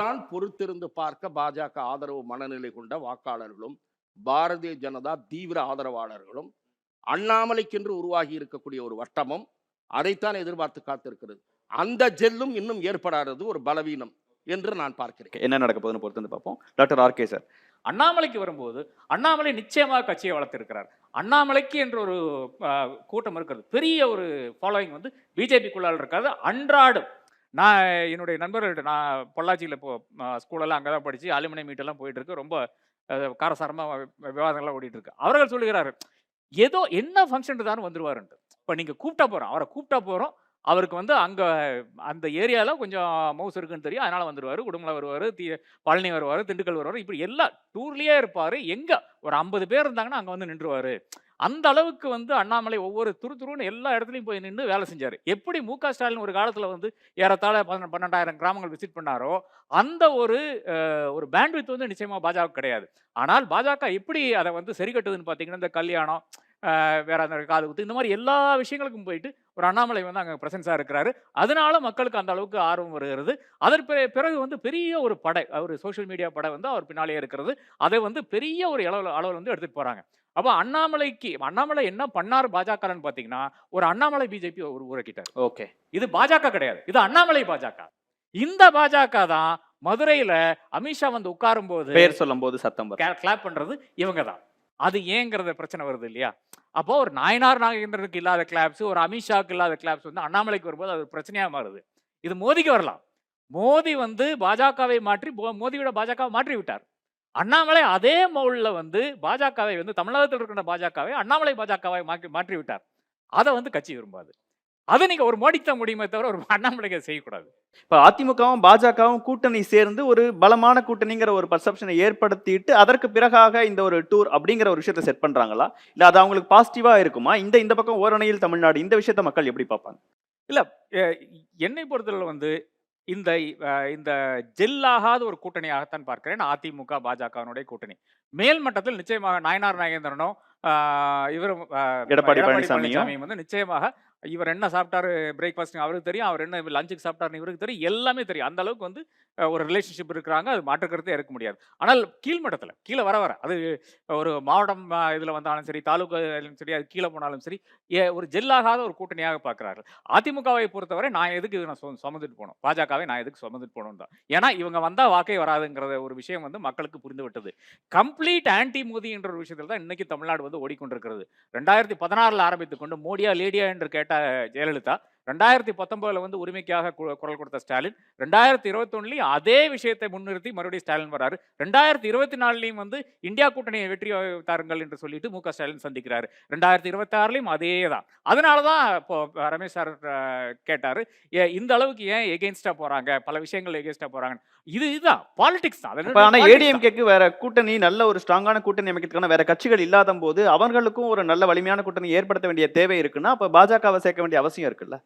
இல்ல, இது வந்து அரசியல் புரிதல் இருக்கின்ற அனைவருக்கும் தெரியும். 8 மாசம் முன்னாடி நீங்க இல்லைன்னா 10 மாசம் முன்னாடி நீங்க கூட்டணி அமைக்க வேண்டிய அவசியமே கிடையாது. அடுத்த ஏப்ரல்ல தான் தேர்தல். அந்த ஏப்ரல் தேர்தலுக்கு முன்னால நீங்க வந்து ஜனவரியில தான் ஒரு கூட்டணி அமைக்க வேண்டிய அவசியம் இருக்கிறது. அது மட்டும் உங்களுடைய கட்டுமான பணிகள், உங்களுடைய அந்த அமைப்புகள், உங்களுடைய நீங்க என்னென்ன கேண்டிடேட் வந்து என்ன கேண்டிடேட் எந்த இடத்துல வந்து நீங்க ஸ்ட்ராங்கா இருக்கிறீங்க, எந்த இடத்துல வீக்கா இருக்கிறீங்க, யாரை என்ன எங்க போடணும், யாரை எங்க கொடுக்கலாம், இந்த மாதிரி கொடுக்கல் வாங்கல் விஷயங்கள் கம்ப்ளீட்டாக முடித்து விடணும். ஆனால் அதுக்கு நேர்மாறாக இவர்கள் என்ன செஞ்சான்னு பாத்தீங்கன்னா, ஏப்ரல் 11 2024 போய் சரண்டர் ஆயிட்டாங்க. அதுதான் பிரச்சனையா இருக்குது. நான் சரண்டர் ஆயிட்டேன்னு சொல்லும்போது அதற்கு ஒரு எதிர்வினையாக அதிமுக இருந்து சில வாதங்கள் வருது. ஒன்று, அதாவது மகாராஷ்டிரால இருந்து ஃபட்னவிஸும் ஏக்நாத் ஷிண்டேயும் இவர்கள்லாம் போய் அங்கே வந்து காத்து கிடக்குறாங்க பிரதமரை பார்க்கறக்கு. 5 நாளா நிற்கிறாங்க, பார்க்கவே இல்லை, பிரதமர் பார்க்கவே இல்லை. கடைசியில் தான் பார்க்குறாரு, அப்பாயின்மெண்ட் கொடுக்குறாரு. நாயுடுவும் இந்த அவருடைய ஒரு ஒட்டுணி ஒன்று இருக்கு இல்லையா, டெப்டி சீஃப் மினிஸ்டர் ஒன்று இருக்காரு இல்லையா, இங்கே அடிக்கடி ஓடி வந்துட்டு இருக்காரு. அதுதான் பவன் கல்யாண் ஒன்று இருக்கு இல்லையா, அது இதெல்லாம் போயிட்டு அங்கே நின்றுட்டே இருக்கிறது. 2 நாள் நின்னாங்க, அப்பாயின்மெண்ட் கிடையாது, இங்கே வரவே வராதின்னு சொல்லிட்டு லெட்டர் மட்டும் கொடுத்தாங்க, லெட்டர் ஆஃப் சப்போர்ட், நீங்கள் போயிருங்க, வராதிங்க, பிரதமரை பார்க்க முடியாது, அமித்ஷாவை பார்க்க முடியாது, போயிருங்கன்ட்டாங்க. ஜேபி நட்டாவை பார்த்தாங்க, வந்துட்டாங்க. ஆனால் இவர்னால் மட்டும்தான், எடப்பாடினால் மட்டும்தான் ஒரு அமித்ஷாவை இங்கே கொண்டு வந்து இங்கே தான் அனௌன்ஸ் பண்ணாரு. அந்த அளவுக்கு வலிமையான தலைவர், அந்த அளவுக்கு வலிமையான தலைவர் என்று கூறுகிறார்கள். ஆனால் பிரச்சனை எங்கே வருதுன்னு பார்த்தீங்கன்னா, அந்த பாடி லாங்குவேஜ் தான் பிரச்சனை வருது. அந்த பிரச்சனை என்னன்னு பார்த்தீங்கன்னா, இப்படி உட்கார்ந்துட்டு இருக்கும்போது நீங்க என்ன பார்த்து இவர் தான் தலைவர், ஆனா இவர் ஒன்றும் பேச மாட்டார், நான் தான் பேசுவேன்னு சொல்லிட்டு 10 நிமிஷம் பேசிட்டு போனா எப்படி இருக்கும்? இல்ல அவரை சிஎம் கேண்டிடேட்னு சொல்றாரு, அந்த விஷயங்கள்லாம் அப்பயே வெளிப்படையா சொல்லிட்டாங்க. சிஎம் கேண்டிடேட் சொல்ல, அவர் தான் நம்ம கூட்டணிக்கு தமிழ்நாட்டில் தலைமை எல்லாம் சொல்லிட்டாரு. ஆனா என்ன பேச விடல. நீங்க எல்லாமே சொல்றீங்க, நீங்க அமித்ஷானா நீங்க எல்லாமே சொல்றீங்க, இவர் தான்ப்பான்னு சொல்லிட்டு நான் இப்படி கையை கட்டிட்டு இப்படி உட்காந்துருக்கேன், மௌனியா உட்காந்துருக்கேன். நான் ஏதாவது சொல்லணும்ல, அது சொல்லாம போனதுனால அந்த என்டையர் பாடி லாங்குவேஜ் அப்படியே மாறுது. தமிழக மக்கள் யோசிச்சுட்டு இருக்காங்க, அவர் என்னப்பா அவர் வந்துட்டு அது பாட்டில் ஹிந்தியில் ஏதோ பேசிட்டு போறாரு, அதுக்கு என்ன இவர் எதுக்கு உட்கார்ந்து கொண்டு இருக்கிறாருன்ற அந்த விஷயம் இருக்கு இல்லையா. மறுபடியும் வந்து அதிமுக கபலீகரிக்கப்படுதோ இல்ல அதிமுக வந்து ஹோலி ஒன் சப்சிடரி கம்பெனியோ பாஜகவோ என்ற அந்த ஒரு எண்ணம், எந்த ஒரு டவுட் வந்து மக்களுடைய மனதில் வந்து அதே நேரத்தில் மீட்டிங்லேயே வந்துருச்சு. அதே நேரத்தில் அண்ணாமலை அவர்கள் தலைவர் பதவியை மாற்றி நயினார் அவர்கள் வந்தாதான் நான் இதுக்கு ஒத்துக்குவேன் அப்படிங்கிற இடத்தையும் அமித்ஷா அவர்களை செய்ய வச்சாரு அப்படிங்கிற ஒரு பர்செப்ஷன் இருக்குல்ல. அப்ப அதையும் மக்கள் பார்ப்பாங்கல்ல. இல்ல, அங்கதான் அடுத்த தவறு வந்து அதிமுக பண்ணுது. நான் வந்து இது வெளிப்படையா பேசுறேன், ஒரு தொலைக்காட்சி சேனல்ல பேசுறேன். அப்ப அதிமுகனுடைய ரெப்ரசன்டேட்டிவ், அதிமுகனுடைய மறைமுகமான ரெப்ரசன்டேட்டிவ் என்ன சொல்றாருன்னா, அப்படி நாங்க டிமாண்டே வைக்கல அப்படின்னு சொல்றாரு. அப்ப அவர்கள் அதை ஓன் பண்ண மாட்டாங்க. அது பிரச்சனையா இருக்குது. என்னை பொறுத்தவரை அதிமுக வெளிப்படையான சொன்னா, ஆமாங்க நாங்க சொன்னா இவனை தூக்கி போடுன்னு சொன்னா அவங்க தூக்கி போட்டாங்க. அதாவது ஒரு தேசிய கட்சி, உலகத்திலேயே பெரிய கட்சி, இன்னைக்கு அந்த கட்சியை தாண்டி யாரும் இந்தியாவில் ஜெயிக்க முடியாது. என்னை பொறுத்தவரை 2029 வந்து இன்னைக்கு பாஜக ஜெயிக்க போகுது நான் இன்னைக்கு சொல்றேன். அந்த மாதிரி வலிமையா இருக்கின்ற ஒரு கட்சி, 4வது வாட்டி ஆட்சியில் இருக்கக்கூடிய ஒரு கட்சி, அந்த கட்சியை பார்த்து தேசிய தலைவரை பார்த்து எப்பா இந்த ஆளை மாத்தீங்க, இந்த ஆளை மாத்தலன்னா வரமாட்டேன் அப்படின்னு சொன்ன விஷயத்த வந்து ஏன் இவர்களால் வந்து ஓன் பண்ண முடிய மாட்டேங்குது, கிளைம் பண்ணிருக்கணும்ங்கறீங்க. அது மக்கள்கிட்ட அது பண்ணா போதுங்கிற. அதாவது பாஜகவை எங்க நிறுத்தணுமோ நாங்க நிறுத்தி இருக்கிறோம் என்றது பிரச்சார யுக்தியாக இருக்க வேண்டும். அது கிடையவே கிடையாது. அப்ப என்ன பண்றது அதுக்கு? ஓரணியில் தமிழ்நாடு பத்தி உங்க நிலைப்பாடு சார் முதல் கட்டத்துக்கு? ஓரணியில் தமிழ்நாடு வந்து நிறைய பேருக்கு நிறைய பிரச்சனைகளை கொடுக்குது. அதாவது இப்போ என்ன பண்ணுறது, ஒவ்வொரு வீடாக போயிட்டு உட்காந்து எழுத வேண்டியதாக இருக்கிறது, அவங்களுக்கு ஒரு எஸ்எம்எஸ் எல்லாம் வருது. அப்போ இதனால் இப்போ 200 பேரை வந்து ஒரு அடிமட்ட தொண்டன் வந்து போய் பார்த்து அவர்களுடைய டீட்டெயில்ஸ் எல்லாம் வாங்கி அனுப்பணுங்கிறது ரொம்ப ரொம்ப கடினமான விஷயம். அப்போ முதல் முறையாக நிறைய நிறைய பேசணும். அதாவது திமுக தொண்டன் வந்து வேலை செய்ய மாட்டான். ஏனென்றால் அவர்களுக்கு வந்து இந்த வாட்டி 5 வருஷமாக 5 பைசா காமிக்கவில்லை. எல்லாமே வந்து சென்ட்ரலைஸ்டு கரப்ஷன் இதெல்லாம் பேசிக்கொண்டு இருந்தோம். ஆனா இன்னைக்கு என்ன பண்ண வைக்கிறாருன்னு பார்த்தீங்கன்னா, வீட்ல போய் உட்காந்து எஸ்எம்எஸ் இது நம்பர் எடுத்துக்கூடியா, இவர்களுடைய டீட்டெயில்ஸ் எடுத்துக்கூடியான்னு சொல்லிட்டு நேராக திமுக இது சென்ட்ரல் ஆஃபீஸ்லேருந்து நேராக அவங்களுக்கு எஸ்எம்எஸ் போகுது.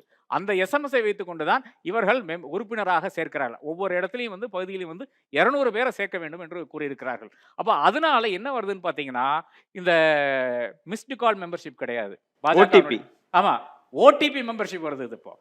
இதுல அதோட சுவாரஸ்யமான 2019 தேர்தலுக்கு முன்னாடி பிரவீன் சௌதரி கூட நான் வந்து சக்கரவர்த்தி கூட நான் டெல்லியில் உட்காந்து பேசிட்டு இருக்கேன். அவர் சொல்றாரு, பாருங்க ஒரு கிளையில வந்து இந்த மாதிரி பண்ணியிருக்கோம், அந்த மாதிரி பண்ணியிருக்கோம், மெம்பர்ஷிப் வந்து ஏறத்தாழ 50 லட்சம் மெம்பர்ஷிப் வந்து இப்பயே வந்துருச்சு, 1.5 கோடி 2 கோடி மெம்பர்ஷிப் வந்துருன்னு. இவங்க என்ன பண்ணிட்டு இருந்தாங்கன்னு பார்த்தீங்கன்னா, ஒரே ஒரு இன்ஸ்டன்ஸ், நிறைய டைம் இல்லை, ஹைதராபாத்ல சென்ட்ரல் யூனிவர்சிட்டி கேண்டீன்ல உட்கார்ந்து கொண்டு யாராவது இருக்கின்ற அந்த இதை எடுத்துக்கொண்டு, அதாவது லிஸ்ட்ல ஓட்டர் லிஸ்ட் எடுத்து ஒரு பேர் எழுதி ஏதோ ஒரு நம்பர் போடுறது, இன்னொரு பேர் எழுதி ஏதோ ஒரு ஃபோன் நம்பர் போட்டு அனுப்பிட்டு இருந்தாங்க. இதுதான் காங்கிரஸினுடைய 2019 எக்ஸாம்பிள். அது ஜெயிச்சிருவோம் என்று அடித்து சொன்ன ஒரு விஷயம். பாஜகனுடைய மிஸ் கால் எக்ஸாம்பிள் நம்ம பார்த்து கொண்டு தான் இருக்கிறோம். அதுக்கு நேர்மாறாக ஒரு சிஸ்டத்தை வந்து அமைத்திருக்கிறார்கள். சிஸ்டம் வைஸ் பார்த்தீங்கன்னா டெஃபினட்டாக ஒரு எஃபெக்டிவ் சிஸ்டமாக இருக்கிறது.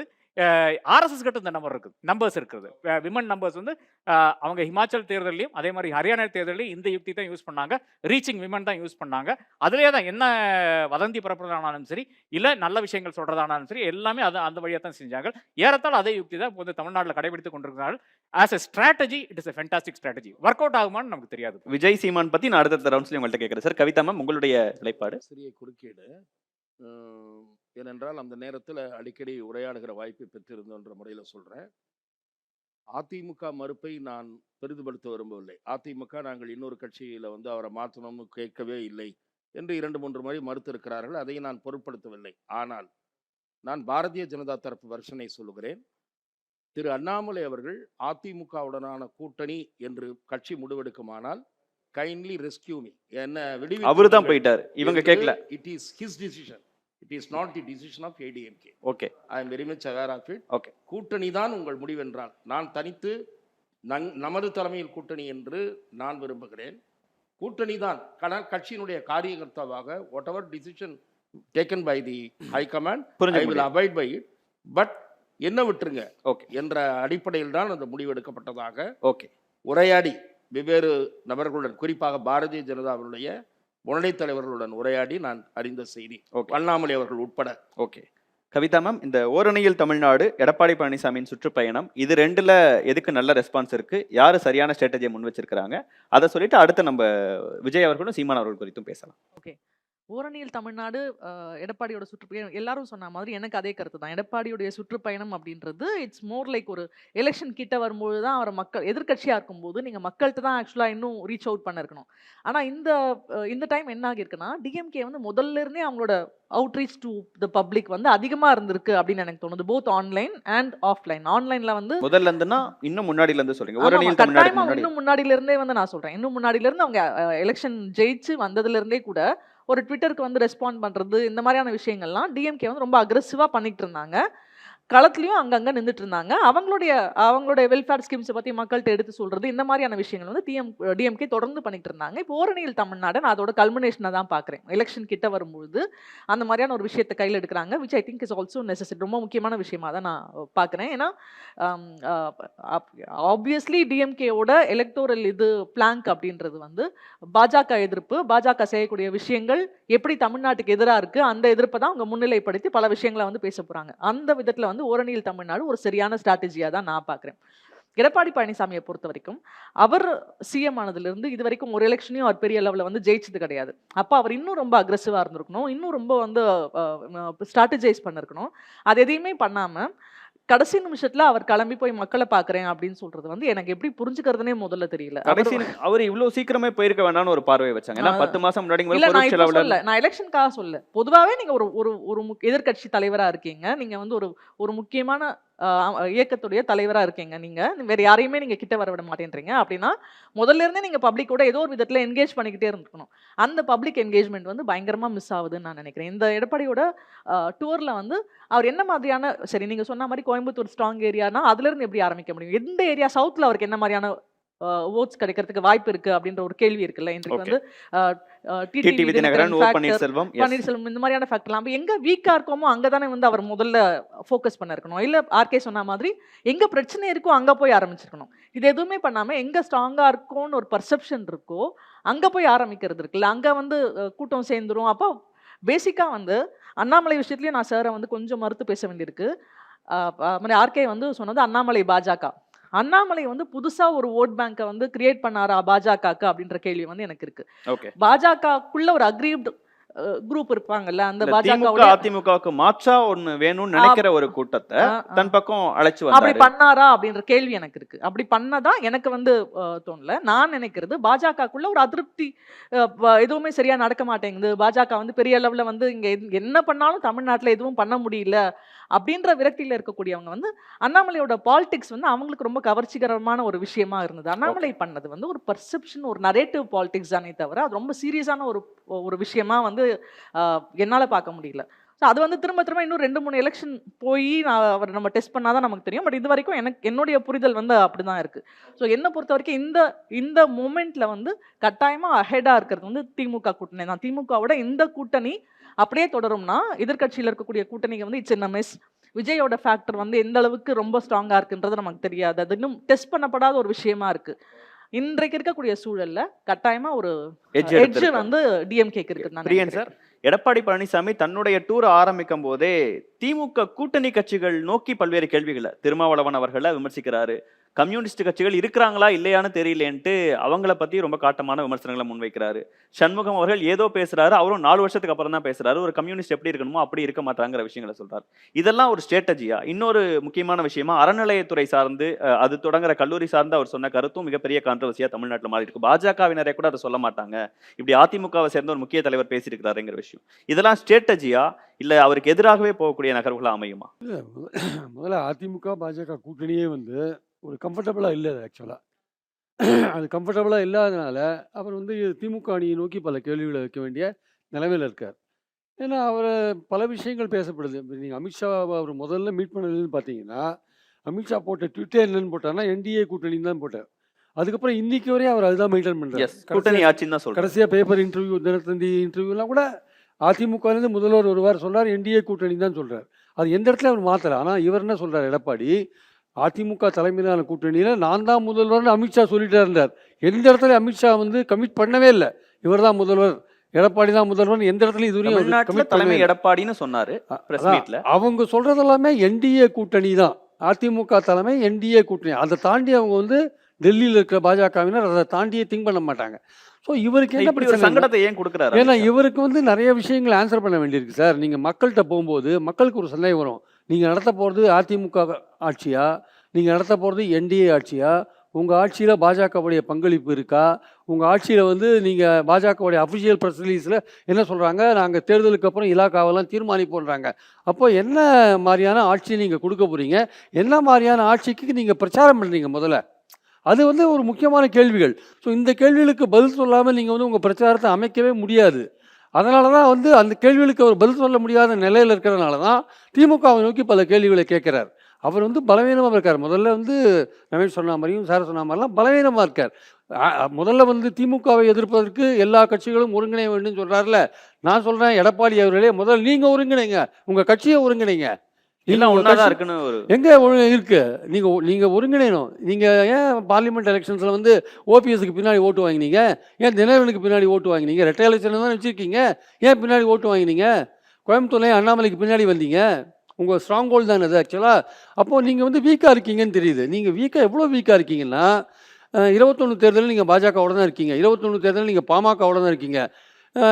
டெல்டா மாவட்டத்தில் 41 இடங்களில் 4 இடங்கள் தான் நீங்கள் வாங்கியிருக்கீங்க. வட மத்திய மாவட்டங்களில் 77 இடங்களில் 11 இடங்கள் தான் வாங்கியிருக்கீங்க. இங்கே கொங்கு மண்டலத்தில் மட்டுமே 57 இடங்களில் 35 இடங்கள் வாங்கியிருக்கீங்க சார். சவுத்தில் 58 இடங்களில் 16 இடங்கள் தான் வாங்கியிருக்கீங்க. கொங்கு மண்டலத்தில் இருக்கிற 8 டிஸ்ட்ரிக்டில் நீங்கள் வாங்கின 35 இடங்கள், மீதி இருக்கிற 31 இடங்கள் நீங்கள் 31 டிஸ்ட்ரிக்டில் வாங்கியிருக்கீங்க. அப்போ நீங்கள் எவ்வளோ பலவீனமாக இருக்கீங்க நீங்கள். அப்போ நீங்கள் ஏன் நம்ம ஏன் பலவீனமாக இருக்கோம், நம்ம ஏன் இந்த கட்சியை வந்து ஒருங்கிணைக்கணுன்ற அந்த ஒரு துளி எண்ணம் கூட இல்லாமல் ஒரு பயணத்தை ஆரம்பிக்கிறாருன்னா, அதிமுக தொண்டர்கள் ஏற்கனவே பாஜக கூட்டணி சேர்ந்ததை பற்றி கொஞ்சம் வருத்தத்தில் இருக்காங்க. பல பேருக்கு வருத்தம் இருக்குது. இந்த சூழலில் நீங்கள் வந்து உங்களுக்கு வரக்கூடிய ஓட்டு, இப்போ திமுக அதை விட்டு அதிமுக அப்படின்ற பைபோலார் பாலிடிக்ஸ் இருக்குல்ல, அதில் ஒரு சின்ன ஷிஃப்ட் வருமானு ஒரு சந்தேகம் வந்திருக்கு. ஓகே. திமுகவுக்கு எதிரான ஓட்டுகள் இப்போ புதுசாக வந்திருக்கிற பிளேயர் விஜய் பக்கம் போகுமா அப்படின்னா போகாதுன்னா நீங்கள் சொல்ல முடியாது. அவர் திமுகவுக்கு எதிரான ஒரு ஸ்ட்ராங்கான ஒரு இதில் ஸ்டாண்ட் எடுத்தார்னா நிச்சயமாக வந்து திமுக ஓட்டுகள், திமுக எதிர்ப்பு ஓட்டுகள் பிரியும். பாஜகவுக்கு எதிராக ஸ்ட்ராங்கான ஸ்டாண்ட் எடுத்தார்னா திமுகவுக்கு போகிற பாஜக எதிர்ப்பு ஓட்டுகள் விஜய்க்கும் போகும். அப்போது விஜய் என்ன மாதிரி ஸ்டாண்ட் எடுக்க போகிறார், அவரோட ரசிகர்களும் ஓட்டு போடுவாங்க. அவர் வந்து திமுகவுக்கு பதிலாக அதிமுகங்கிற பைபோலார் பாலிடிக்ஸை டிஸ்டர்ப் பண்ணுவாரா, அந்த இடத்துல டிஸ்டர்ப் பண்ணுவாரான்னு ஒரு பாயிண்ட் இருக்குல்ல.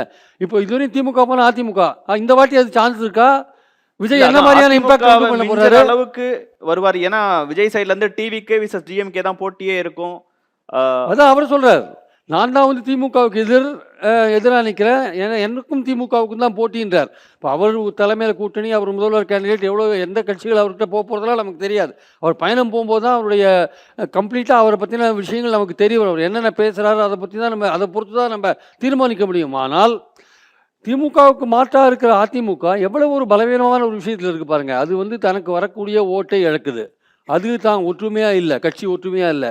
ரெண்டாவது பாஜகவை தோளில் சுமந்து கொண்டு அதற்காக போராட வேண்டிய அவசியம் இருக்குது. ஸோ இந்த விஷயங்கள்லாம் மறைக்கிறதுக்காக நீங்கள் திமுகவை பார்த்து திமுக கூட்டணியில் பிரச்சனைகள் இல்லையானா இருக்குது. திமுக கூட்டணியில் பிரச்சனைகள் இல்லைன்னு யாரும் இல்லைன்னு சொல்ல மாட்டாங்க. திருமாவளவன் பேசுகிற பல விஷயங்கள் திமுக தலைமைக்கு வந்து சங்கடமாக தான் இருக்குது. சண்முகம் பேசுகிற பல விஷயங்கள் திமுக தலைமைக்கு சங்கடமாக தான் இருக்கும். ஆனால் எல்லாம் பேசிட்டு கடைசியில் என்ன சொல்றாங்க, நாங்கள் இந்த கூட்டணியில் தொடருவோம், பாஜக வேண்டாம்னு நினைக்கிறோம். அடிப்படையில் அதுதான் அந்த கார்டு தான் வந்து அவங்க ஒன்றுபடுத்திருக்கு. ஆக்சுவலாக அந்த பாட்டம் லைன் என்னன்னு பார்த்தீங்கன்னா, தமிழ்நாட்டில் பிஜேபி காலூன்றக்கூடாது அப்படின்ற ஒரு விஷயம் தான். இப்போது இவர் வந்து கிளியராக ஒரு விஷயத்தை டிசைட் பண்ணுறாரு. நீங்கள் கேட்ட விஷயத்தை, அதான் ஹிந்துத்துவ வாக்கு வங்கியை நம்ம வந்து பாஜகவோட சேர்ந்து நம்ம அறுவடை பண்ணணும். அதிமுகவே டிசைட் பண்ணிட்டாங்க. முருகன் மாநாட்டில் கலந்து கொண்டது நேற்று அவர் பேசினது இல்லை. அப்படி டிசைட் பண்ணியிருந்தாங்கன்னா மாநாட்டில் கலந்துக்கிட்டதுக்கு ஒரு என்டாஸ் பண்ணி பேசியிருக்கணும். அதற்கு எதிராகவும் பேசுகிறாங்களே, நாங்கள் வந்து அப்படி போகலை, அது மாதிரி மீன் பண்ணலை, அப்படி நடக்கும்னு தெரியல, அப்படி விஷயங்கள் தானே சொல்கிறாங்க. அதெல்லாம் ஒரு சமாளிப்பு சார். முதல்ல நீங்கள் இந்து முன்னணி மாநாட்டில் என்ன மாதிரி தீர்மானம் போடுவாங்கன்னு அரசியலில் இத்தனை வருஷம் உங்களுக்கு தெரியாத இருக்காதா? அவங்களோட பழைய மாநாடு எடுத்து பாருங்க, என்னென்ன தீர்மானம் போட்டிருக்காங்கன்னு எல்லாருக்கும் தெரியும். இந்து கோயில்களை மீட்டெடுக்க வேண்டும் தான் முதல் தீர்மானமே இருக்கும். அவங்க தீர்மானமே அப்படிதான். அப்புறம் பெரியார் வந்து திட்ட ஒரு விஷயங்கள் கண்டிப்பாக அங்கே இருக்கும். இது அவங்களுடைய பாலிசி, நான் அதை குறைன்னு சொல்லலை. இதெல்லாம் தெரிஞ்சுட்டு நீங்கள் அங்கே போய் கலந்துக்கிறீங்க, அதெல்லாம் விடுங்க. அதெல்லாம் விட்டுட்டு நேற்று அவர் பேசினார் பார்த்தீங்களா, திமுகவுக்கு வந்து கோவில்களில் வர ஃபண்ட்ஸை பார்த்தா எரிச்சலாக இருக்குது, அதனால் வந்து அந்த ஃபண்ட்ஸ் எடுத்து அப்படியே போடுறாங்க, பள்ளிக்கூடம் கட்டுறாங்க அப்படின்னு சொன்னார், காலேஜ் கட்டுறாங்க அப்படின்னு சொன்னாங்க பார்த்தீங்களா. அதுதான் வந்து அவர் கிட்டத்தட்ட இந்துத்துவ கடலில் குதிச்சிட்டார். இனிமேல் ஒரு மூழ்குவாரா கரை சேருவாரான்றது நமக்கு தெரியாது. குதிச்சிட்டார். அவருக்கு என்னென்னா மைனாரிட்டி ஓட்டு கிடைக்காதுன்றது டிசைட் பண்ணிட்டார் க்ளீனாக. ஒரு 12-13% மைனாரிட்டி ஓட்டு நமக்கு கிடைக்க போகிறதில்ல. அது எங்கே போகிறதுன்னு தெரியாது. அது விஜய்க்கு போகுமா போகாதா, இல்லை காங்கிரஸ் வந்து திமுக கூட்டணி இருக்கிறதுனால மோஸ்ட் ப்ராபப்ளி வந்து மைனாரிட்டிஸ் வந்து காங்கிரஸ் நம்புவான். திமுகவை நம்புறானோ இல்லையோ காங்கிரஸ் நம்பி அந்த அணிக்கு ஓட்டு போடுறதுக்கான வாய்ப்புகள் இருக்குது. அதனால் வந்து இவருக்கு மைனாரிட்டி ஓட்டு கிடைக்காதுன்னு சொன்னோடனே இவர் வந்து இது இந்துத்துவ ஓட்டை கன்சாலிடேட் பண்ணுறது, நம்மளும் பாஜக நிலைப்பாட்டை எடுத்தா அந்த கட்சியோட பேஸ்னு ஒன்று இருக்கும்ல சார், அதை அவர் விடுற மாதிரி ஆகாதா? கண்டிப்பாக சார். அந்த திராவிடியன் அந்த கட்சியில் இருக்கிற தொண்டர்கள் வரை எடப்பாடிக்காக அந்த தொண்டர்கள் இல்லை சார். அவங்க எம்ஜிஆர் காலத்துலேருந்து இருக்காங்க, ஜெயலலிதா காலத்துலேருந்து இருக்காங்க.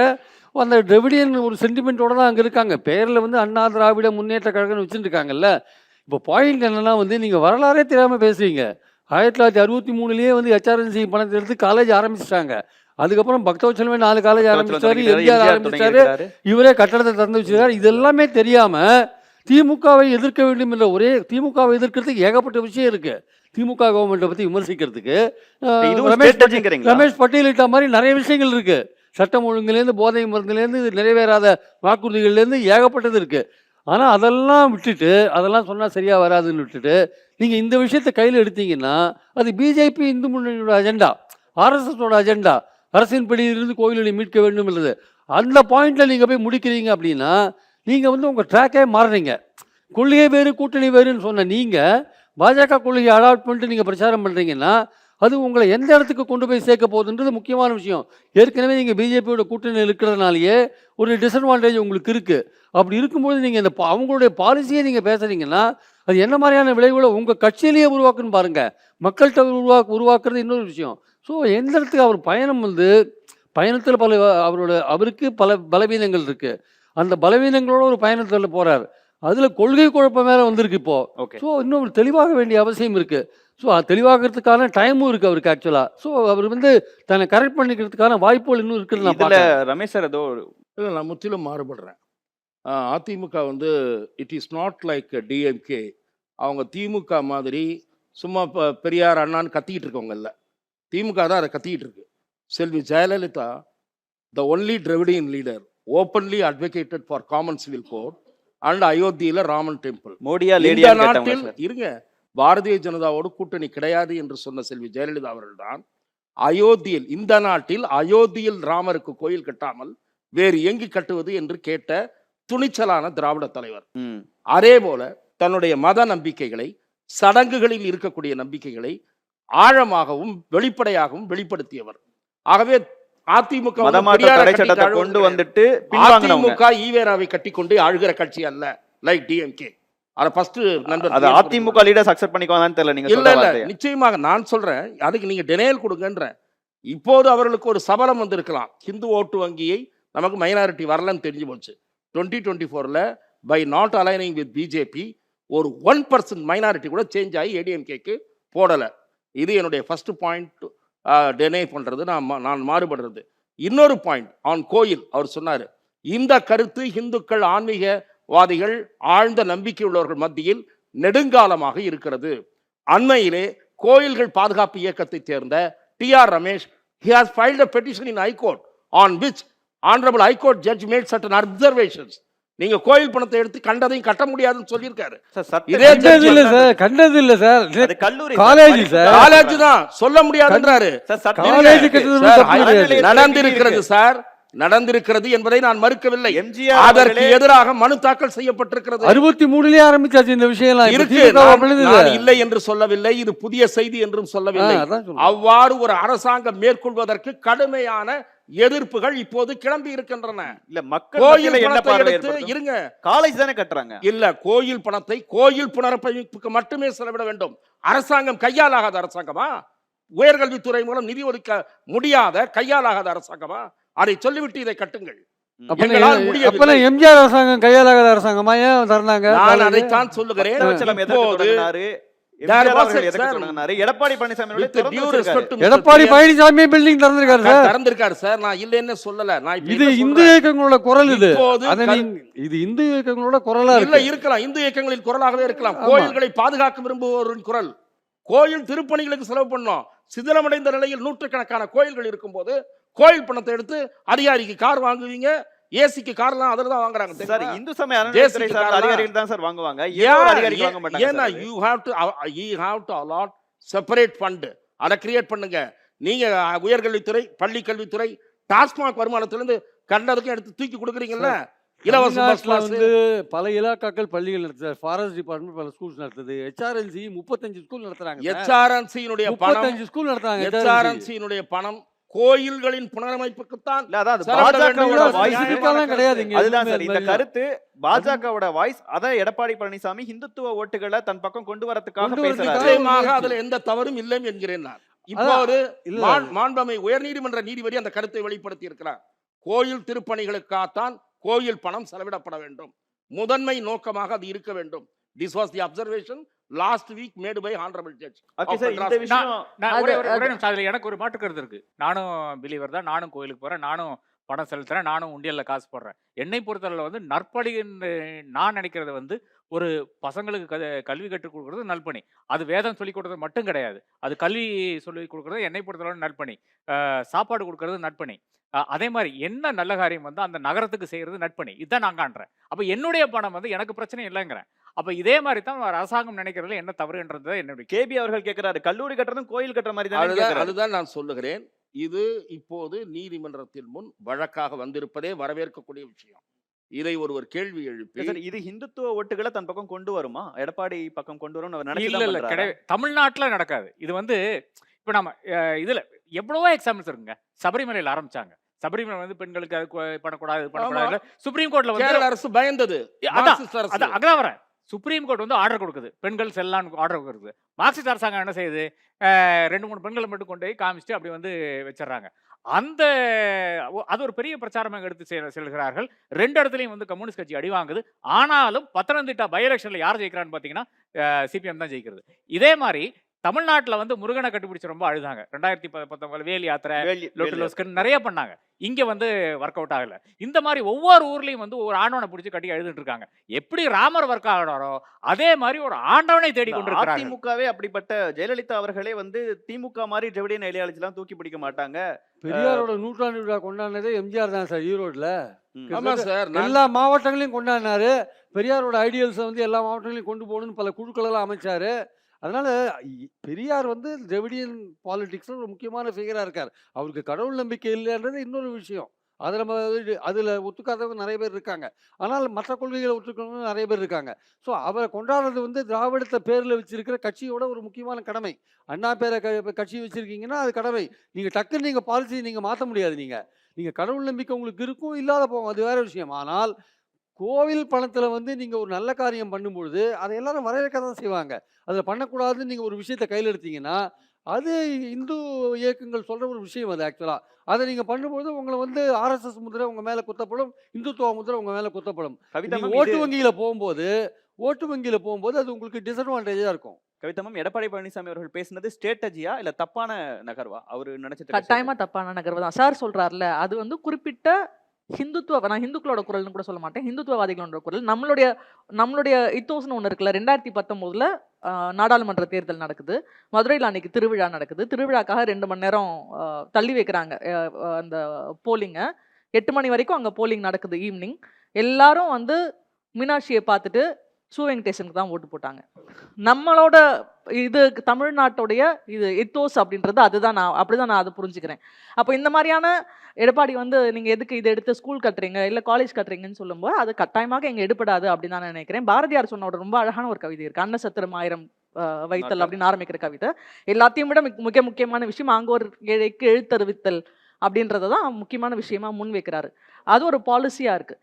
சார் வந்து சொன்னார் ஜெயலலிதா வந்து எப்படி அயோத்தியாவுக்கு ஆதரவாலாம் செயல்பட்டாங்கன்னு. பட் அவங்க வந்து ஒரு சீஃப் மினிஸ்டரா அதை ஒரு லிட்டிகேட் பண்ண முடியாது. மதமாற்ற தடை சட்டத்தை அவங்க திரும்ப வாங்கினாங்க. ஸோ அந்த மாதிரியான அவங்க ஸ்டேட்மெண்ட்ஸ் எல்லாம் சொல்லலாம்.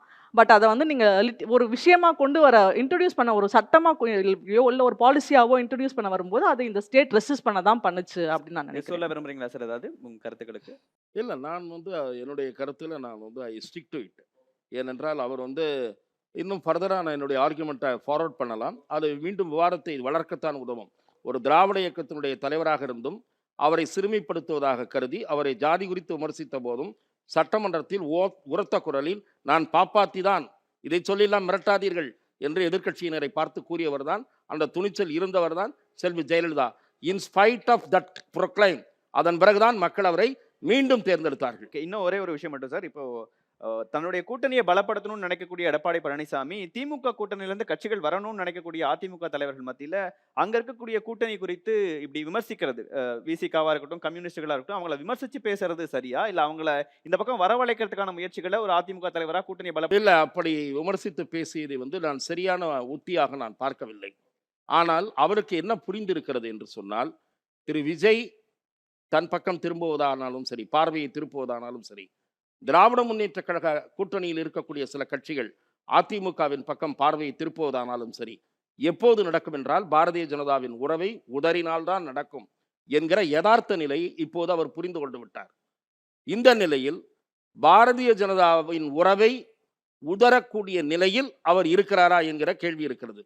ஏனென்று சொன்னால் விஜய் அப்படியே ஹைப்போதெட்டிக்கலாக வைத்துக்கொண்டு நண்பர் ராதாகிருஷ்ணன் போன்ற சீனியர் ஜேர்னலிஸ்ட் பிரியன் போன்றவர்களுக்கெல்லாம் நன்றாக தெரியும், உறவுவதை நீங்கள் உதறுவதாக வைத்துக் கொண்டாலும் ஹைப்போதெட்டிக்கலாக வைத்துக் கொண்டாலும் இன்றைய நிலையில் விஜய் அவர் என்ன நினைக்கிறார் என்றால் 2-3 கருத்து கணிப்புகள் வந்திருக்கின்றன. எந்த கருத்து கணிப்பிலும் பிரபலமான வார இதழ்களில் உட்பட வந்திருக்கிறது. எந்த கருத்து கணிப்பிலும் அண்மையில் எடுக்கப்பட்ட சர்வேக்களில் 20% குறைவாக அவருக்கு எந்த சர்வேயும் வரவில்லை.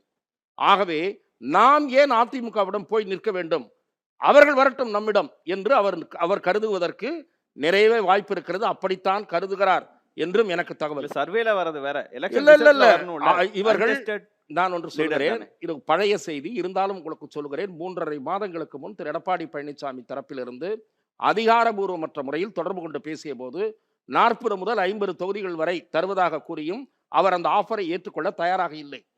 ஆக நாங்கள் இப்போது முடிவு செய்வதாக இல்லை, டிசம்பரில் தான் முடிவு செய்வோம் என்று திரு விஜய் தரப்பு உறவினர் தெரிவித்து அந்த பேச்சுவார்த்தை அத்தோடு முடிந்தது. நான் சொல்வது அதிகாரபூர்வமற்ற பேச்சுக்கள்.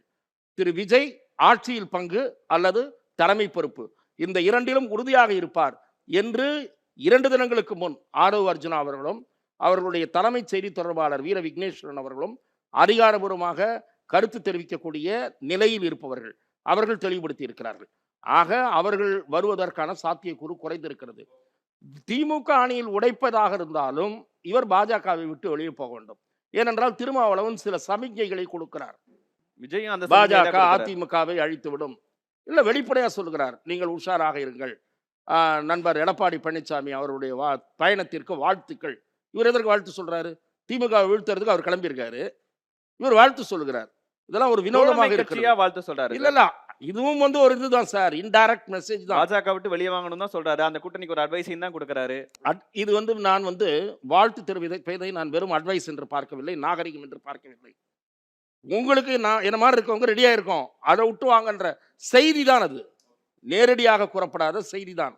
அப்படி இருக்கக்கூடிய நிலையில நீங்க கேள்விக்கு பதிலாக சொல்றேன், அப்படி ஒரு வாய்ப்புகள் இருக்கக்கூடிய நிலையில அவர்களை அட்டாக் செய்வது என்பது புத்திசாலித்தனமாக இருக்காது. ஆர்கே சார், ஒரு 25% வரைக்கும் சர்வேல வராருன்னு ஆதவ் அர்ஜுனா அவர்கள் பேட்டியில சொல்றாரு. அது இன்னும் டூர் ஆரம்பிக்கிறதுக்கு முன்னாடியே விஜய்க்கு வருது.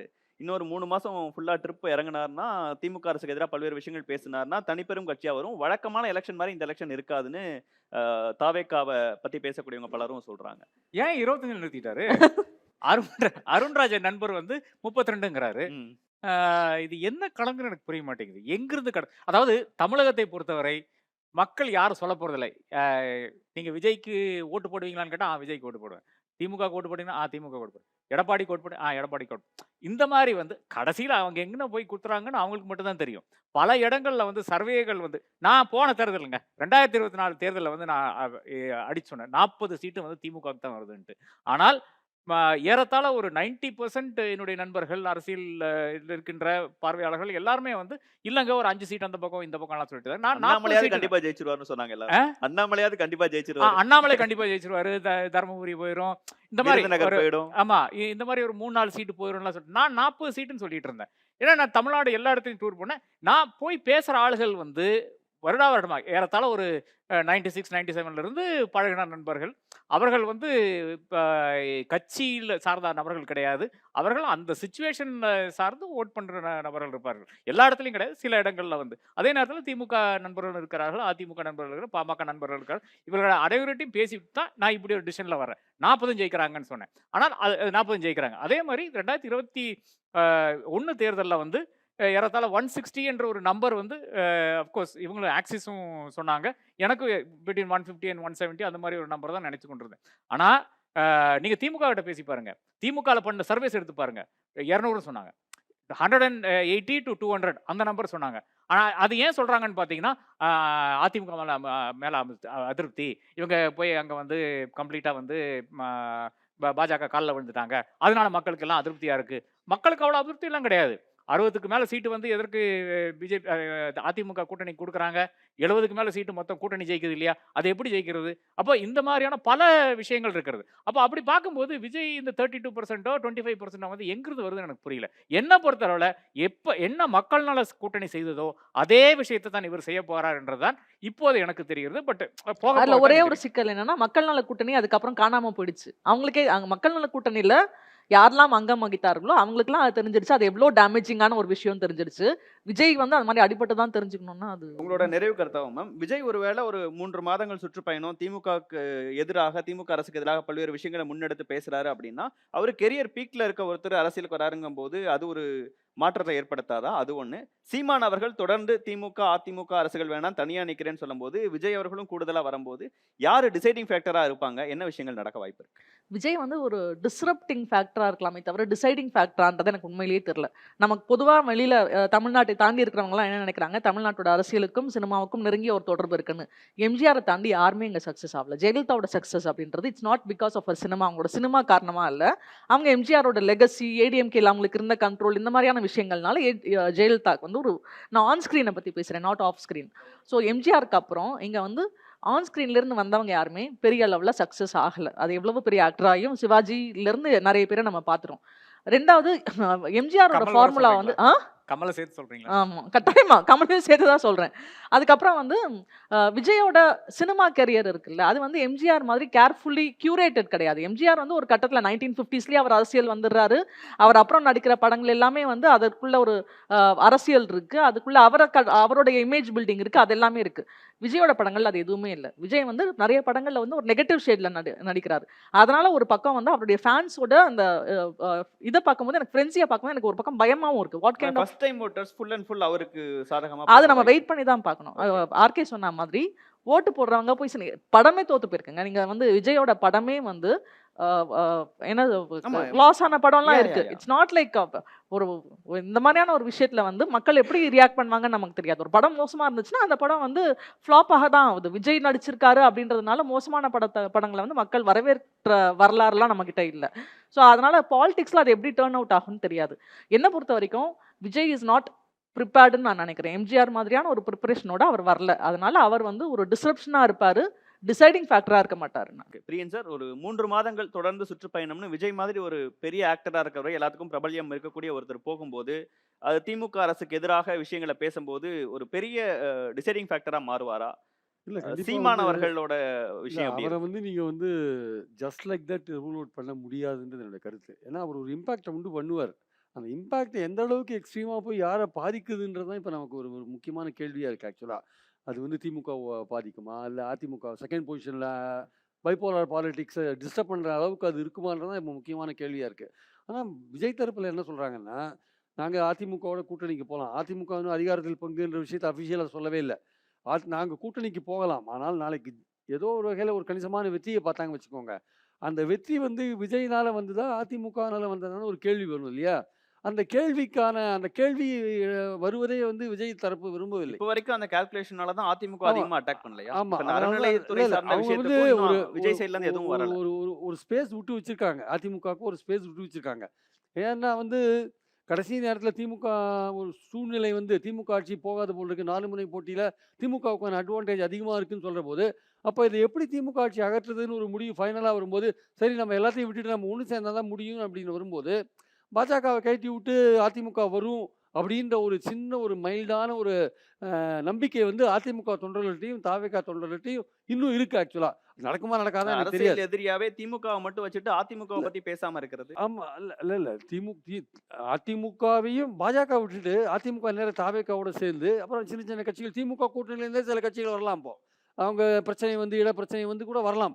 ஸோ இப்படிப்பட்ட ஒரு தடாலடி மாற்றங்கள் வந்து வரத்துக்கான வாய்ப்பு இருக்கான்னா வி கேனாட் ரூல் அவுட். ஆனா அப்படிப்பட்ட விஜய் ஒரு தரப்பு சூழல் விஜய் உருவாகுமானால் நிச்சயமாக திராவிட முன்னேற்ற கழகம் பெரும் சவாலை இல்ல சந்திக்கும். நான் சொல்றேன் பொறுத்து தான் அந்த சொல்ல பார்க்கணும். வந்தேன் ரமேஷ் நானு.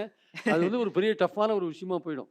ஆக்சுவலா அதிமுக தாவேகா அந்த கூட்டணி வரும்பொழுது டஃப்பா போயிடும். ஈவன் அதிமுக பாஜக பாமக தேமுதிக ஆமா. கூட்டணியும் கூட டஃப் கொடுக்கும். ஆனா அது வரத்துக்கான வாய்ப்புகள் ரொம்ப ரொம்ப குறைவா இருக்கு. ஏன்னா கூட்டணி அமைஞ்சு 2 மாசத்துக்கு மேல ஆகுது. எந்த கட்சியும் வந்து அதிமுக பாஜக கூட்டணிக்கு பாமக இன்னொரு போகவே முடிவுக்கு இல்லை. வரல. இப்போ அந்த சைடே யாரும் தலைகாட்ட மாட்டேங்கிறாங்க. நம்பிக்கை இன்னும் வரலன்னு நினைக்கிறேன். அதனால ஸோ நம்மளுடைய பாயிண்ட் என்னன்னா, விஜயை பொறுத்த மட்டும் அவர் ரொம்ப தெளிவா இருக்கிற ஒரு விஷயம் என்னன்னா, நம்மளுடைய ஓட்டு வங்கி எவ்வளோன்றதை நம்ம பார்க்கணும். நமக்கு வந்து பாலிடிக்ஸ்ல நீண்ட காலம் இருக்கு. அடுத்தது 29 இருக்கு, 31 இருக்கு, நம்ம பார்த்துக்கலாம். இப்போ வந்து அதிமுகவோட சேர்ந்தாலோ வேற எந்த கட்சியோட சேர்ந்தாலோ நம்மளுடைய தனிப்பட்ட செல்வாக்கு என்னன்னு தெரியாது. ஸோ ஃபியூச்சர்ல பிளான் பண்ண முடியாதுன்ற ஒரு எண்ணம் இருக்கு.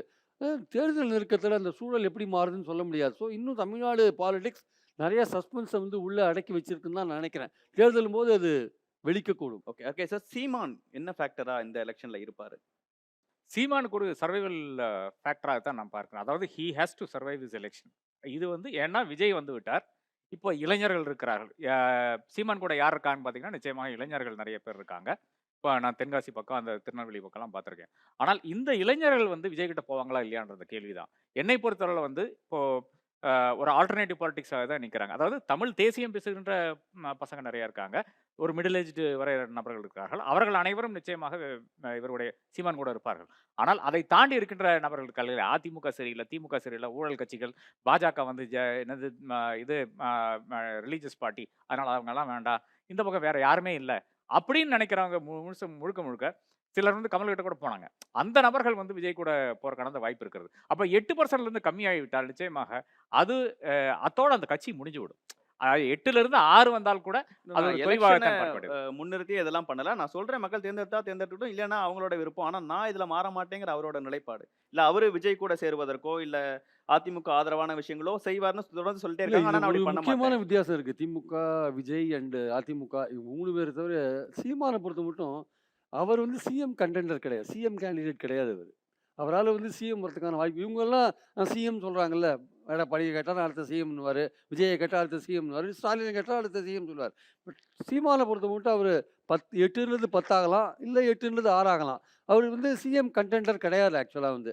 அதனால மக்கள் ஓட்டு போடும்போது இவரால் ஆட்சிக்கு வர முடியாது அப்படின்னு இந்த வாட்டி நினைச்சாங்கன்னா, சார் சொல்ற மாதிரி இந்த விஜய் ரசிகர்கள் பல பேர் இதுவரையும் அவருக்கு ஓட்டு போட்டிருந்தாங்க. அவங்கெல்லாம் மாறத்துக்கான வாய்ப்புகள் இருக்கு.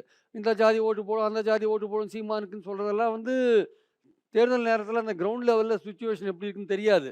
இதெல்லாம் ஒரு யூகம் தான் தவிர ஆட்சியை பிடிக்கிற அளவுக்கு சீமானுக்கான வாய்ப்புகள் இல்லைன்றதான் உண்மை. இந்த 3 பேரை பேசுகிற அளவுக்கு சீமானை வந்து நம்ம மும்முனை போட்டின்னு சுருக்கிறதே எங்களை நீங்க அலட்சியப்படுத்துற மாதிரி இல்லை இருக்குங்கிற அவங்களுடைய அலட்சியப்படுத்துறதுன்னா அவர் வந்து ஆட்சியை பிடிக்கிற அளவுக்கு அவருக்கு செல்வாக்கு இருக்கான்னா அது ஸ்ட்ரைட்டாவே இல்லைன்னு நிச்சயமா சொல்லக்கூடிய இல்லை. நேரம் இதான் இருக்கு இப்ப. டிஸ்ரப்டரும் திரு கிடையாது. சீமான் அவர் அவர்கள் வந்து டிஸ்ரப்டரும் கிடையாது. அதான் பிரச்சனையே. அந்த அவர் 8% தனி- டிஸ்ப்ளே பண்ணப்படாத தனக்குன்னு ஒரு விஜய் விஷயம் அவர்களுக்கு கொடுக்கக்கூடிய முக்கியத்துவத்தை ஏன் 8% வச்சிருக்கிற சீமானுக்கு கொடுக்க மாட்டேங்கிற நாம் தமிழர் கட்சியினரோட கேள்வியில ஒரு நியாயம் இல்லையா? இல்ல அதுல கிடையவே கிடையாது. ஏனென்றால் இந்த ஓட்டு வந்து வேற எங்கேயும் போகாது. ஒன்னும் நோட்டாக்கு போகும், இல்லைன்னா இவருக்கு போகும். அதுதான். அதனால வந்து ஃபேக்டராகவே இல்ல அவரு எங்கேயுமே. இல்ல இந்த கேள்விக்கான பதில் வந்து தேர்தலுக்கு அப்புறம் தான் நம்ம சொல்ல முடியும். ஏன்னா விஜய் வந்து அன்டெஸ்டடா இருக்காரு. இல்லை, அதான் நான் ஒரு நிறைவு கருத்து. ஒரு சிலரோடு நான் உரையாடிய போது இந்த பாரதிய ஜனதா அதிமுக உறவுல ஜெல்லாகாத அந்த செக்ஷனோடு, குறிப்பாக டியூ டு தி நான் இம்பார்ட்டன்ஸ் ஆஃப் அண்ணாமலை, அதாவது பாஜக ஹைகமாண்ட் அவருக்கு இன்னும் ரெக்கக்னிஷன் கொடுக்காத நிலையில் நான் இந்த சூழல்ல பலரோடு உரையாடுகிற போது ஒரு சிலர் விரக்தியின் காரணமாக தாங்கள் சீமானுக்கு வாக்களிக்க போவதாக பாஜக கூறினார்கள். பாஜக ஆதரவு வாக்காளர்கள் அதை ஆன்டி பற்றி பிஜேபியை தன்னுடைய முழு நேரமா பேசிட்டு பாரதிய இருக்காரு அவரு. ஜனதாவினுடைய வேட்பாளர் போட்டியிடாமல் அதிமுகவுக்கு போட மாட்டோம் என்று சொல்லுகிறவர்கள் யாருக்கு போடுவீர்கள் என்று கேட்கிற போது சீமானுக்கு போடுவோம் என்று சொன்ன ஒரு வியப்பான பேச்சை நான் சிலரிடம் அறிய முடிந்தது. அதற்கு அவர்கள் கூறிய காரணம், திரு ஈவேரா அவர்களை மிக கடுமையாக விமர்சிக்கிறார், ஆகவே திமுகவையும் கடுமையாக எதிர்க்கிறார். இந்த 2 காரணங்களை சுட்டிக்காட்டி ஆகவே அவருக்கு போடுவோம் என்று சொன்னவர்கள் ஓரளவு இருக்கிறார். ஓகே, என்ன நடக்க போகுதுன்னு பொறுத்து வந்து பார்ப்போம் சார். இவ்வளவு நேரம் உங்க நேரத்தையும் கருத்துக்களையும் பகிர்ந்து கொண்ட அனைவருக்கும் மிக்க நன்றி. வாய்ப்புக்கு நன்றி. நிகழ்ச்சியில் கலந்து கொண்டு சிறப்பித்ததற்காக ஒரு சிறிய நினைவு பரிசை வழங்குவதற்காக தி டிபேட் எடிட்டர் மனோஜ் அவர்களை மேடை கழிக்கிறேன்.